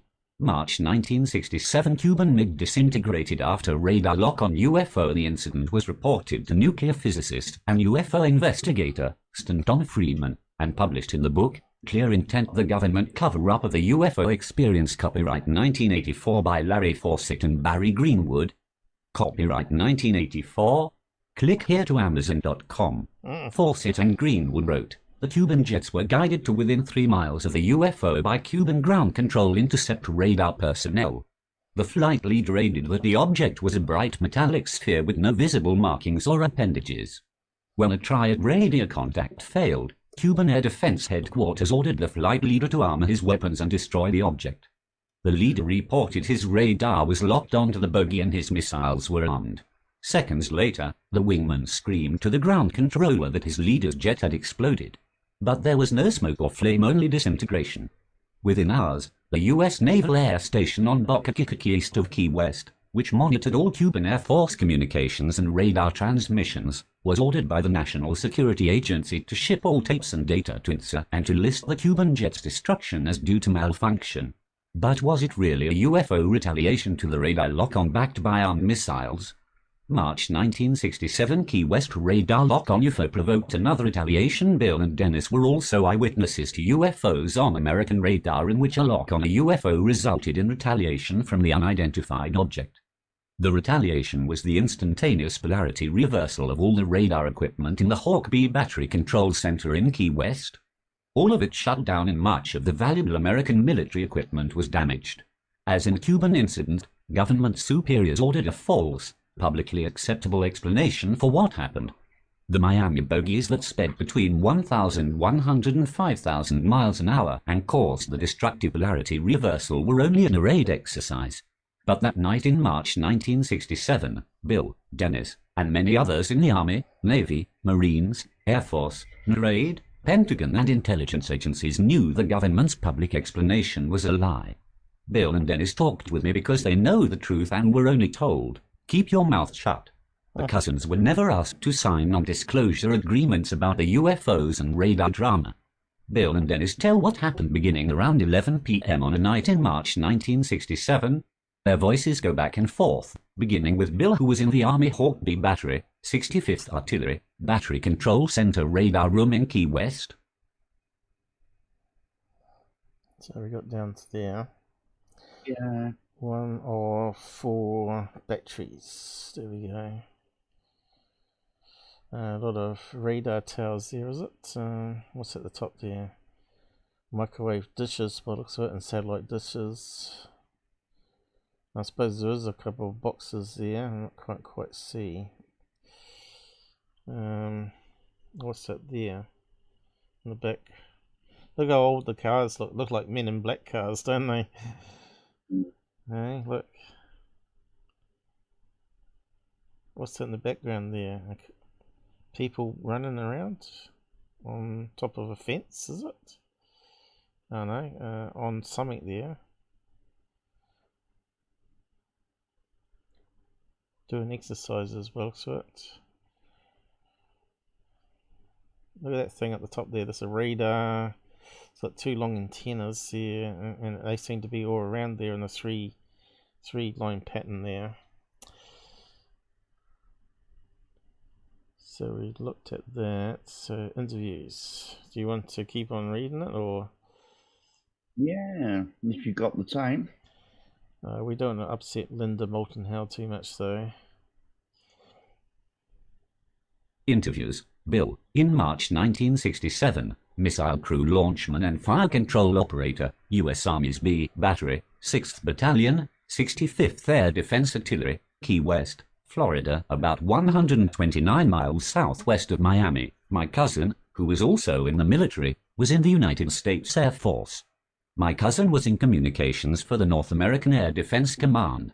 Since I was part of NRAID, 2. We would get in there and chat because we grew up together.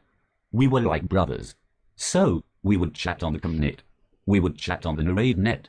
Well, one night, he went away. He said, I've got to take something. He came back and he said, I want to let you listen in on something, but don't say nothing. So we opened up the Comnet and I heard chatter between various air defense locales about unidentified targets bogies off the coast of Florida. I believe initially they were like 150 to 200 miles east of the Miami-Dade County area, Bermuda Triangle region. Dennis, in March 1967, 644th Radar Squadron, Richmond Air Force Station, about 10 miles south of Miami and 129 miles northeast of Key West. We started seeing things on the scope and asking other locations, do you see the same thing we're seeing? I got on the phone to Bill and he said he saw the same thing I was seeing. So, we scrambled the F-104 seconds from Homestead because there were UFOs. We didn't know what it was, whether or not it was somebody coming in from Cuba, or what. But they were so fast on the scope. They were moving at 5,000 miles an hour. Where's everybody gone to? Is there another live stream that's kicked off right now, is there? No, I don't think so. Well, what's the time in America at the moment? About 7 o'clock, isn't it? In the evening? Yeah. Yeah. Is there some TV show that everybody must watch at the moment?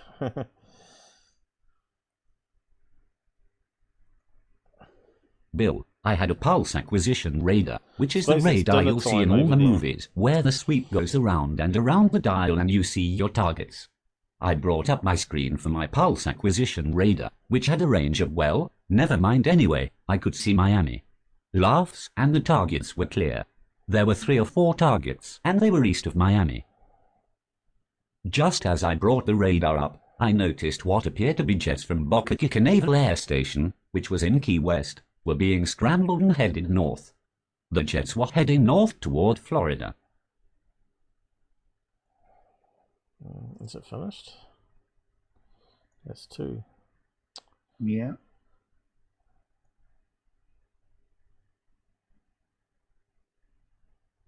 Oh, that'll do for the time being. At the time, Homestead, which is in Miami, was a SAC-based strategic air command and a very, very secure location. These items out there in the Atlantic really got them upset because that's close to their SAC base. The first thing that I noticed that was really amazing was that as the Phantom jets leaving Boca Chica got close to the bogies, probably 40 miles away, the bogies simply disappeared.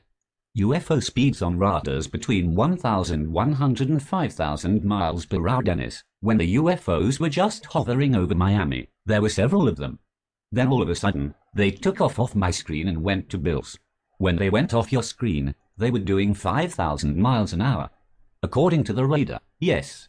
And Bill saw them at least to 1,100 miles per hour. He saw them when they were just starting up. He saw the same image I was seeing. He had a bit more sophisticated radar than I did. I don't know if you have ever heard of semi-automatic ground environment, the SAGE radar.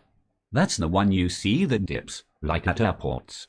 That's what I was using. Okay, so it's not a really big airport though. Here's the runway here, by the looks of it. Quite big runway pad here. I think that is, isn't it? I don't know, what is that there? It doesn't look like a runway pad, is it? What is this? Car parking? Don't know what that is. Massive area there. It's not runways though, is it? Where's the runways if it's an airport? I can't quite see them. Yeah, again, this is a modern map, isn't it? I suppose that could be a runway, but it looks pretty run down there. It is. Yeah, it looks like it could be a runway. And what's that there down here? Come on, Google, fill it in. Definitely hangars there. Look for 4 blimps actually. 2 big hangars. You can see they've got these big doors that sort of open. They look like blimp hangars, those ones. Come out this way.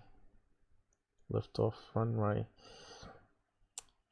Yeah, so that's down at Miami. So let's zoom out a wee bit. Where's Miami? Must be up here somewhere. Why can't I see it on the map? Miami. There it is, up here. It's not too far away. So, yeah. So there's that strip of land that goes this way, Key West, that they're talking about. So where did we get down to? Down to Bill, I think it was. Yep. No. Bill. Okay, let's just read from there anyway. And we've got the next heading. Bill, they just disappeared. Now, with a pulse acquisition radar that is sweeping through an arc every few seconds, probably every 15 to 20 seconds, there is only one way for an aircraft to do that: disappear. You have to either go straight up or straight down. If the bogies went in any other direction than that, I would have picked them up on a sweep. I would also have seen their trails. So, they just disappeared. Now, I have no idea what the communications was with the fighters. They're on a completely different network. But the fighters remained in the area a while and then came back. When the jet fighters were about 50 or 60 miles south of Miami, the bogies returned the same way between sweeps. That means they returned to the location, either going straight down or straight up. They just popped up again. This kept going for 2 or 3 hours. And as I watched the bogies track their various routes, in my mind it looked like they were searching. It looked like some kind of a search pattern, because they were definitely working a grid. Every time the jet fighters would come to check them out, the bogies would disappear. Now, when I finally got to talk to Dennis again, he told me the local radio was talking about people who were seeing these UFOs, these bogies. People were calling in about UFOs over Miami. So, now we were getting not only our electronics feedback, but people were actually visually seeing things. Narrate flabbergasted Dennis. There were several sightings in the Miami area on different occasions. But this was the first time that we actually picked them up on radar. They were traveling at very high speeds. We had nothing that we knew about at that point that could do that speed. Bill said that this went on for 3 to 4 hours. In all that period of time, were you listening to the voices at the raid, and can you remember what was being said? Well, we were all flabbergasted. But when we saw them start speeding up, we did contact the raid. That's who we were under, North American Air Defense Command. When you contacted them, what did they say? What did you hear them say? They were able to see every scope in the United States, everyone that was online at that point. They could see the same thing we were seeing, and we were talking to them. At that one point, the commander that was on duty that night at Cheyenne Mountain, he went ahead and scrambled the F-104 seconds. We didn't have anything faster than an F-104 back then in the 1960s. When they said, "We're going to scramble," did you hear any chatter at no raid about these being UFOs? Yes, they called them UFOs. Did you all that night understand that UFOs from no raid to mean something extraterrestrial? That's what we thought. Yeah. Laughs, because there was nothing else. There was nothing else in the world. So this is the sort of thing my dad was working on and maintaining and setting it up, sort of stuff. But you can see here it's actually quite complex. They're feeding various radar systems into it. And this high-powered illuminator, I'm not too sure what that is exactly. I don't think it means light. I think it means radar frequency. It looks like antenna dishes on it, right? And then you got the missile launchers here that you control. So that must they must be using it even today then, I'd say. Missile defense. Interesting. Yeah. Some good pictures there. So these are the little boxes they on wheels, a bit like a caravan, really, or what do you call in America? They don't call them caravans; they call them trailers, don't they? But there's the box and with all the electronics. So that's the command post in that picture that we looked at with this film. Yeah, you know, that's all well and good, but the focus of this is, was it a UFO shoot down or not? Yeah, I realised that. So we're getting down to the next heading, wasn't it? Where is it? Here, Bill's radar lock on UFO.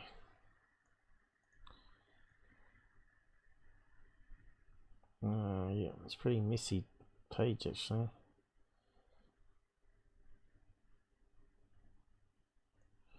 Still goes on a bit, doesn't it? With Bill, Mr. Bill. Bill's car radar locked on UFO, followed by retaliatory damage. Bill, after a while, one of the bogies broke off and headed south. He headed straight toward our location in Key West. The other 3 or 4 were just flying their grid. I was curious because now I had a good track between sweeps, and any radar operator can watch a target move between sweeps and have a pretty good idea of how fast it's going. In my mind, I was thinking this thing is moving about 1,100 miles per hour. Now, in 1966, 1,100 miles per hour was not done every day. Laughs, it is now, but not in 1966. I used to track B-52 seconds and Phantoms. Again, I won't tell you the maximum speeds they got on them, but it wasn't nowhere near 1,100 miles per hour. Now, we have another radar that I'll tell you uses something called the Doppler effect. What happens with Doppler, if you can listen to it, it's when the signal comes back, you can actually hear the target. It's a little bit distorted, but I could definitely pick out helicopters, you could pick out turbojet engines, you could pick out jet engines. After a long time on the scopes, you could hear it and pick them out. So we knew what they sounded like. The difference between this Doppler radar and the pulse acquisition radar is that the Doppler stays on the target. In other words, the target is not being swept. This radar stays right on the target.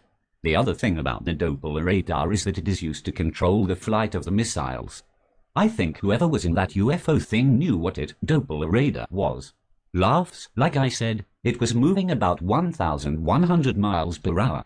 I put the Doppler radar on it not to lock on it, but just to see if I could pick up a Doppler shift and hear it. And I did. It was a high-pitched whine, very solid, very consistent, a little higher than jet engines. I only heard it for a second before we were hit with what is called electro countermeasures. Whoever was in that craft knew that he was locked on, and he shut us down. He shut us down by reversing what appeared to be reversing the polarity of every piece of equipment on the site. That led to complete system failure and a lot of damaged equipment. And just as I was trying to turn the equipment off so it would not be damaged anymore, one of the launcher crewmen who were outside, guys who were out on the pads, came running into the BCC and said, "I saw it. It just went over. It was moving like a meteor. It looked like a meteor. And it went north to south out of sight." What happened interestingly the next day, we were advised the entire event was an raid drill and that we should disregard everything and consider everything confidential. Dennis, the raid was talking back and forth to us and they were as flabbergasted as we were about the speeds we were seeing. There was no way the bogies were from Earth because they were going too fast. We knew the Russians and the Chinese and we never did not have air traffic that could go that fast. Did anybody at the raid talk with you all about what they might be and where they might be from? No. They hushed it up after that. They didn't want to talk about it and they told us that we weren't supposed to talk to the press or anything about it. Did they explain why it had to be hushed up? Not really. They just told us that it never happened. Laughs, how many times did you experience that in your military career? Oh, 3 or 4 times. With UFOs on radar. Yeah. And somebody saying this did not happen? Right. For some reason, the UFOs liked to hover over Miami. I don't know what they were doing. Nobody seems to know. But that one night I got on the phone with Bill because we in Richmond had a direct line to Key West because we had another army site right next to us that had missiles also. We had no missiles on our site, but the army did right next door. So, they were getting their missiles ready, too. They had the same type of setup as Bill had down in Key West. When the UFOs went down south over Key West, I was talking to Bill while he was tracking, and all of a sudden, I lost contact with him. That's when that pulse of whatever energy. Yeah, I called him up later on another line, but we were told not to speak. We all had top secret clearances and we weren't allowed to talk because of the sensitivity, I guess, to talk about it.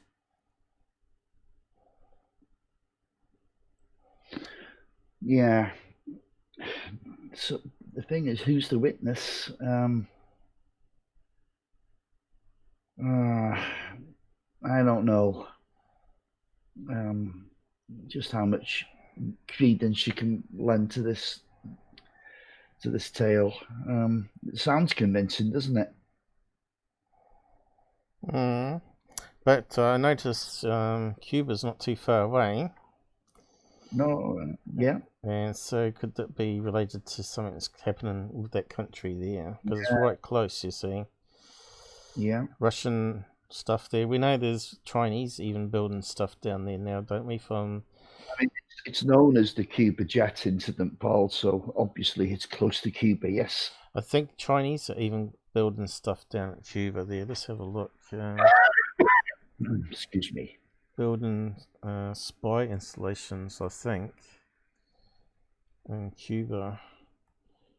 Oh, I spelled it wrong. Activity abroad. Satellite images. Cuban mystery. I've seen it on a show called What on Earth. What on Earth. It's quite a good show. Has to be relevant to this incident, doesn't it? There you go. So that's from What on Earth. And they said that was eavesdropping on all American communications, pretty much, mobile phones and all that sort of stuff. Which is when was the Cuba crisis? That was 1962, wasn't it? Yeah. But that's what's currently happening down there. Yeah. I was just looking up radar jamming, how it works with the radio frequencies. What it was reading out, but I'll read out a chunk more. Where do we get down to? Did you want to say any more on that? No, it's okay. You're getting a bit frustrated there, Rob. You don't like me searching other things, do you?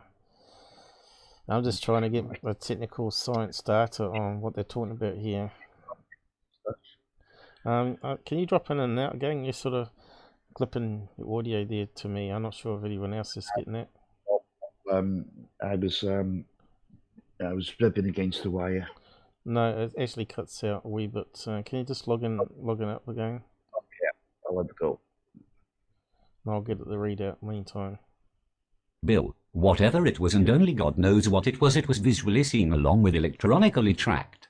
So, it could not have been targets that no raid was putting up. The things that didn't make any sense was there were too many units involved. You had the United States Navy or Marine, whoever flew those jets from Boca Chica Naval Air Station. You had the Air Force. You had the raid. You had radio stations in Miami. It happened. There is no denying it.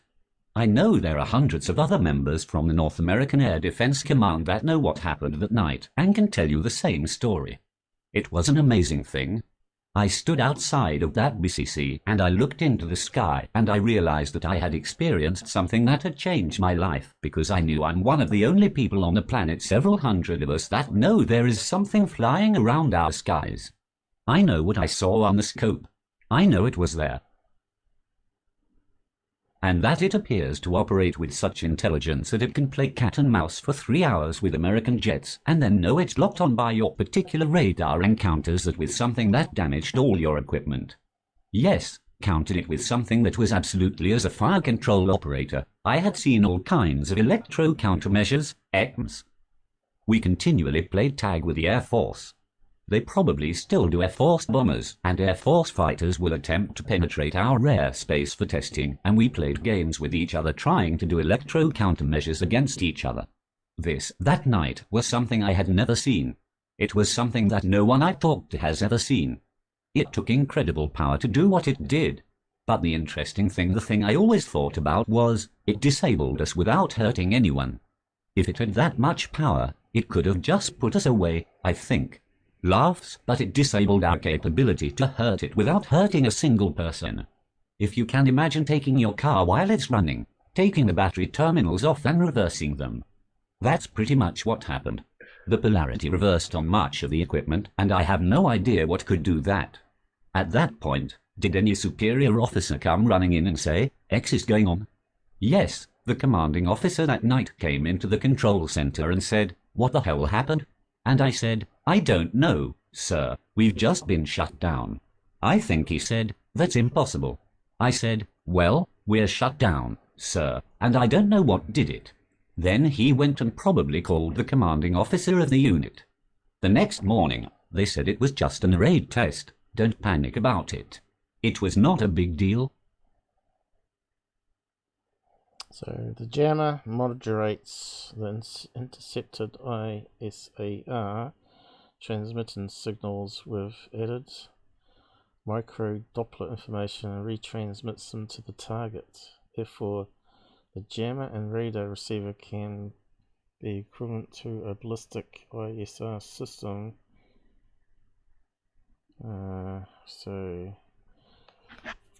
So what they're doing is they're transmitting the signal back to the receiver with a fake image, is what they're saying there, I think. Like it's bounced back off a craft when it hasn't. So they transmit something else. It looks like a different object. Radar jammer, deception. Countermeasures, second major division. Jam and enforcement, Doppler radar. Looks like they've got special units for it, right? Basics of understanding jamming, what you need to know. This last year. So let's see. Obviously, there's quite a lot of technical stuff to this about the frequencies and stuff. Discussions of signal jamming were once largely confined to electronic warfare. But with the rise of autonomous vehicle technology, jamming has become a mainstream topic. Well, that could cause problem, couldn't it, if they're using Doppler radar on cars. It now pays to know a few basics about both the test setup to gauge resistance to jamming techniques and the principles of signal propagation. Yeah, so if you can add noise to the signal or send noise back with the signal that's being returned, they can't receive it properly, I guess, is what they're saying there. Or you can actually transmit it with a fake signal and create a object that doesn't exist. Yeah, so you can basically get a false return. Yeah, so this is how they're talking about the Nemesis project, using that sort of technique with drones, where they could create false signals and holographic decoys and all that sort of stuff. But you got to remember also weather balloons, as we were talking about weather balloons earlier, they have these big red payloads. I was looking at the pictures. They're actually painted red underneath the balloon, and they have radar fins on it that reflect the radar, so they can actually track it by radar. Obviously for the air terminals, the control towers, they know it's like a weather balloon passing above, so they have to put the radar reflectors on. So yeah, quite technical here. I actually might just post that one down there if people want to read that one about jamming. We might blow Susan's mind on that. So better read out the next bit then.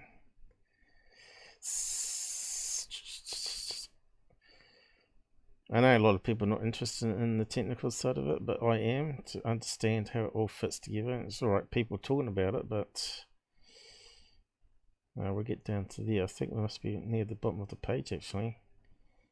Yeah, that's it, it's done. Dennis, they had special devices on the radar to photograph anything that we saw on that radar. Everything that night that was photographed was sealed and marked top secret, and I don't know where it went from that day forward, whether it went to Narade or went to Washington, D.C. I don't know where it went. Nobody told me. But you saw with your own eyes top secret on whatever the film was put in. Right. That also contradicts the idea that this was just a Narade exercise, doesn't it? Yes. Narade came on the line and told us it was no exercise. When did they say that? From the very get-go. We contacted Narade. They saw what was on our radar and they told us, this is no exercise. This is the real thing. And yet, Bill says within 3 or 4 days, some kind of official notice came out saying, forget all of that. It was just an raid exercise. Yeah, well, that's the way they used to do it. They were afraid maybe we were being attacked. Laughs, so they are not going to tell us the night of the event that it was an exercise until days later. Then they said, just forget it, it was just an exercise. But you all knew that was a lie. Oh, yeah. Oh, yeah.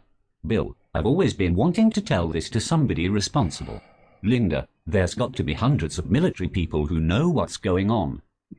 There are people that outranked me that night. There were people in command who knew exactly what was going on. And they are all senior citizens now, and hopefully some of them will get the guts to come forward.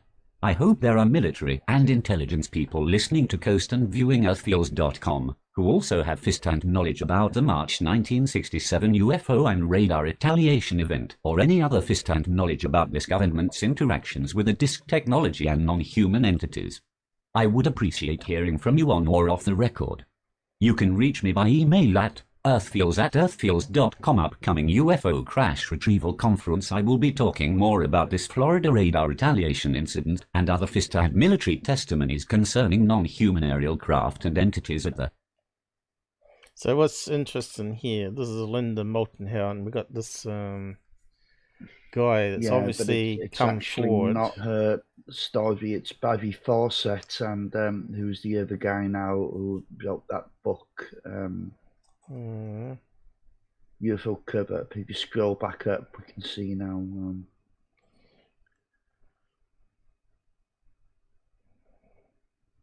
It was the witness went to Stanton Friedman. Clear intent, that's it, yeah. So yeah, it's and it was forwarded by Hynek as well. So you believe this guy's testimony? I think no, I'm not sure of it. I'm pretty sure that these guys that work in these radar facilities would definitely get unknown craft with no call sign appearing on the radar scopes, right? And that's why you send it. Well, it wasn't just that. I mean, if the story is to be believed, you know, an aircraft is vaporized by one of these UFOs. Or has that just flown over your head? I don't know. Or has it entered into another dimension? You know, where it opens up a portal and it sort of got sucked in with the UFO when it was going back to its own dimension. Well, it only happened at the moment of the radar lock, according to the report, if you can believe it.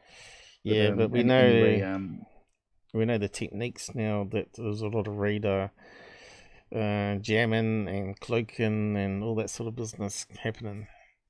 So it may be in a false image on the thing where it looks like it's something so near the craft and then it vanishes. That may be like a false reflection. I wonder what James Aborg would have to say about it. I don't know, but I found this on the NICAP website.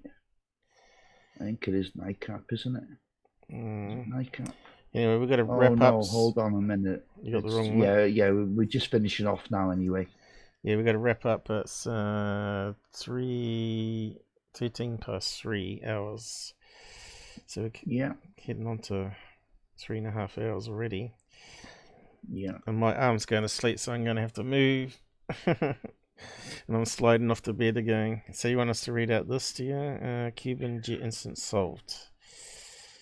Yeah. Oh yeah, it's not too long. No, it's not. 1967 Cuban Jet incident. Case solved. Tom Dooley from tpduley@aol.com. Date Tuesday the 1st of May 2001, 11:38 and 27 seconds. Ed subject Cuban Jet incident -367 from Rich Fran. I have gone in and looked at the file, and it is the case I spoke of. I served up and so with one of the watch officers, USAF, from Homestead Air Force Base, Weston. Don Friedman's contact would have worked. He was not on the shift when this incident occurred, but he did give me the name of the officer he thought it would have been. I don't recall the name, but as you will see later, I did not consider it important. By coincidence, and as was pointed out to me by the Air Force officer, and the community is small, A senior officer who also served at Homestead at that time was my Navy chain of command officer in charge at NSA. I spoke to both officers about this case, and they had never heard of a UFO incident at Homestead, but did tell me that they thought, from the story told by Friedman, that it referred to the attempts by the Cubans to shoot down one of our high-flying spy planes. This occurred from time to time, and this case was memorable because one of the planes blew up during the process. So the bogey was an Senior 71 and not a UFO. The exploding plane was attributed to the attempts by the Cubans to use what was referred to as a channel, SP, French, climb to get higher speed and higher altitude in trying to get to these high flyers. I am not positive, but as I recall, this involved going into a dive, pulling out of it and then hitting the afterburners to get all of the speed and altitude they could get. The assumption was that when he hit the afterburner, he blew himself up. In general, the senior personnel at Homestead knew all sides of the issue, but it was not considered all that big of a deal. The basic story was gained from the two officers with very high agreement and with no contact between them in the interim. To keep this story in perspective, as others, when an incident such as this occurs, there is no special briefing that tells people how they are to behave and what they should say if someone should ask. If it is important, you know, to tell the whole truth, or keep your mouth shut. I don't think anyone had anything to hide in this situation. It seemed quite straightforward and clean. In my estimation, the significance of this case in the UFO field is that it is the one case where a person in the military who was out speaking out of school was post-haste visited by the FBI. I know of no other. Further comment on this person by the USAF officer was that the person was very likely very young, very new to the UFO, and very new to the intelligence community, and apparently did not learn enough about the latter, considering the FBI had to remind him of his out-briefing. Further, the USAF officer explained that the term the Cubans used for bogeys included unidentified in Spanish, but that the young reporter should have been aware of that. What he was saying in a nice way was that this young person did not seem to be that sharp, all things considered. Personally, I think that the young man was in the same position as many others on the edges of this field, and that is that they think they can say whatever they want because no one can check on their story anyway. I can also accept that he really thought there was a UFO, but I have a hard time with that. Well, in this case the story got checked on. So as you see, this was a non-UFO case to me, so I never tried to get any detailed information on it. Didn't see the need then or now. To cap this off, neither of these military officers, both in the intelligence field for their entire careers, had ever seen or heard of any UFO incidents other than what they saw in the newspapers, on TV, or on magazine racks. Further, among the other 5 officers in our branch at NSA, only one of them had a UFO story, and that was related to seeing a UFO while being stationed in Hawaii, the one that showed up on the cover of the Look magazine. Tom Dooley. So yeah, like I said, you know, Black Ops SR-71, which was only, when was that released? 20 years after it was invented. For 18 years. Cuba, spying on Cuba, taking photographs on Cuba, right? Yeah, they pick it up on radar. But obviously, it's got the black skin. Yeah, I'm just looking at the guy who's actually wrote the article, though. So, Tom Dooley.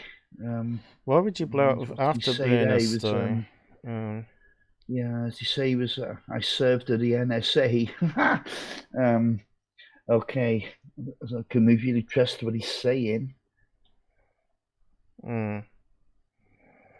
But it does make sense. So they got spy plane up there, got detected. detected. It does make sense, but they're the kind of details that I pick up on, Paul.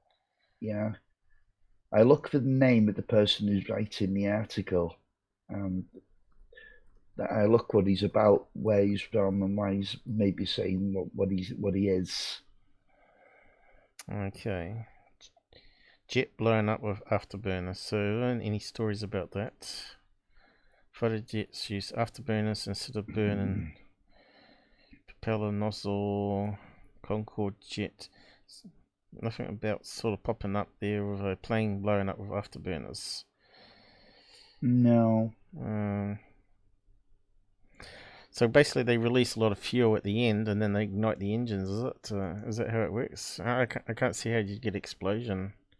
The only reason I could think about ejecting jet fuel and then lighting your afterburners to ignite the fuel to blow up a missile that's coming your way, into the explosion zone, and the what do you call it, compression wave would knock out the missile out the sky. Sort of thing you'd see on like a sci-fi movie, I guess, about a spy plane that's trying to get rid of lock-on for missiles. Yeah, I thought it's going to be easy looking up stuff where one's been blown up by accidental afterburners, but yeah. Let's see, how does the afterburner work?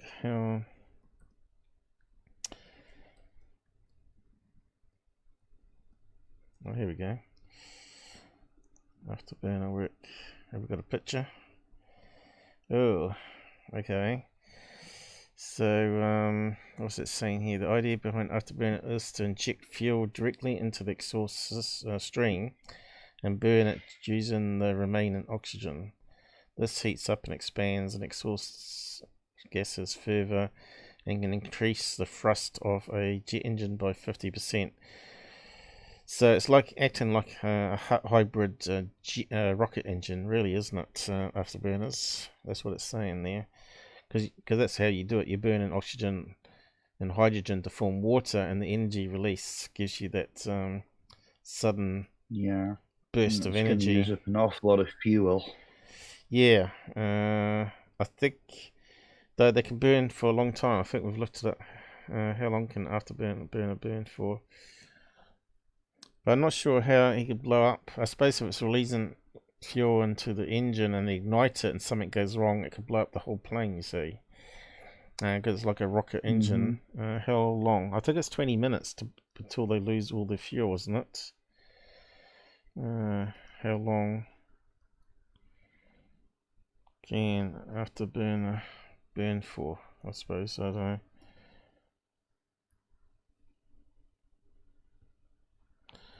I can't remember, it was like 5 to 20 minutes depending. I can't remember. Here we go, 20 minutes. F-16 with maximum external fuel stores has about 20 minutes until the energy reserves. 64,000 pounds an hour. So there you go. I think that's what it means, maximum 20 minutes, right? That's quite a long. Okay, just find out now. This Tom Julie, he's actually on the board now with MUFON, so that's one of their spooks on the board. Right. You and your spooks. Well, comes from an intelligence background, so you know. So yeah, but it does seem to be. Don't take me wrong. He does seem to be interested in the subject. Maybe he's got it right on this one. I don't know. Yeah. But the first account that was in Linda's article, I don't know. It's just scant evidence for me, anyway. Yeah. So, what was this one called? The Cuban Jet incident, wasn't it? Yeah, 1967. Is that what we had in the list, or was that just an add-on one? Oh yeah, you got it in the list. Shootdown. Yeah, I did put it in the list. Yeah. You called it a jet shootdown, but they're saying it was afterburner gone wrong. Yeah, well, but it's hard to know. For real. Yeah, agreed. Yeah, cool. Okay, that's it. We're finished for the day then. Yeah, it's getting hotter in here. I'm gonna have to open the door to get the aircon, and because I can't leave the door open because of the noise. And Charlie likes to woof at things outside, like people on bicycles and stuff. So yeah, any roundup there? Just end up the stream now. No, well, yeah, okay. I think the Mantell incident, I think there's a good chance that he was chasing a genuine UFO. I don't think it was shot. I don't think it shot him down. I think it was anoxia. We actually found out today something that I didn't know before, that he only had 67 hours of flight hours in a fighter, you know, which wasn't even a jet fighter, wasn't it? It was a propeller fighter, as I recall that. P-51 Mustang. So yeah, so he was relatively inexperienced in that field. So I think he made that mistake. But I do think he was chasing a genuine UFO, but it could easily have been a balloon as well. Or blimp. Oh, don't go there. Don't. Balloons don't have a row of windows. Yeah, you are resistant. You're like he doesn't like him to. You can't even find a blimp from 1948. And you said it's debunked. It's not. It's not debunked. To me, it's either a stealth blimp that the government were experimenting with that come down too low and they saw it, or it got decloaked somehow. They would have had some sort of some radar resistant material on it. I reckon, as the skin, because you know. But of course, you had the witness that said it circled several times over the airbase, and they saw a row of windows on the top of it, wasn't it? Row of windows on the top, silver. It still sounds like balloons don't circle, do they? No, it circled the balloon, wasn't it? Not the other way around. Are you sure about that? I thought it was the other way around. Well, I'd say you weren't listening. You weren't reading it. You'd gone off looking at other stuff. No, I heard it. It's circled on that video. He said it's circled. Okay. It's circled. Was it the UFO that circled, or was the plane circled it? To me, I thought it was the plane circling it. Was it Susan? What was it, Susan? Was it which way around? Was it? You listened. Yeah. Even Suzanne's head is done in now. Yeah, I'm totally done in because I've only had 5 hours sleep probably. Oh, I know, not good. And it's 30 degrees C in here now. You have to rewatch it again. Okay, let's round up now. Everybody's had it. Yeah. I think we're sort of thrashed it there. Well, we can say it wasn't a balloon and it wasn't Venus. And it was some sort of craft of some sort, whether it was alien controlled or man controlled, we don't really know. I think that's about all you can say, really. Yeah, we're never going to get a positive conclusion. People have been trying for donkey's years to get a positive conclusion. Yeah. There's nothing we can do. Alright, so thanks for watching, guys, and I'll say good night. Have a good evening. And I'll kick off the end credits here, and I'll just type something in the side chat as well while it's going.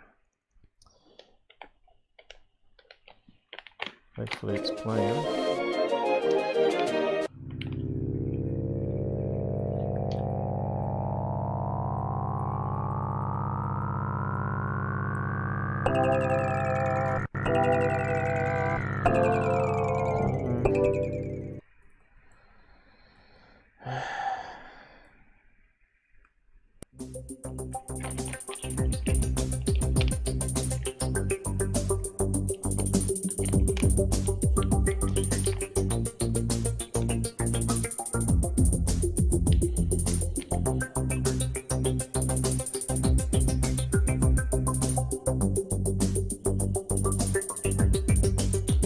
Good night, Wesley. Susan, thanks for helping out and watching. Good night, Kiwis. Gonna shut down the studio. We're in the Matrix now.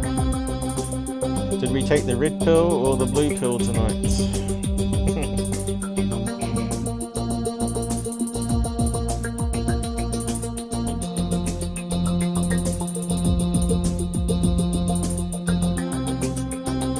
Michael Sherman agree with Rob. Would James Over agree with Rob? I don't think so. Jesus.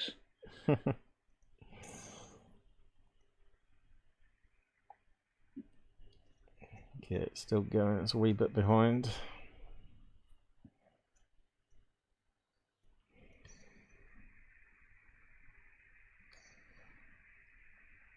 We got up to 101 playbacks.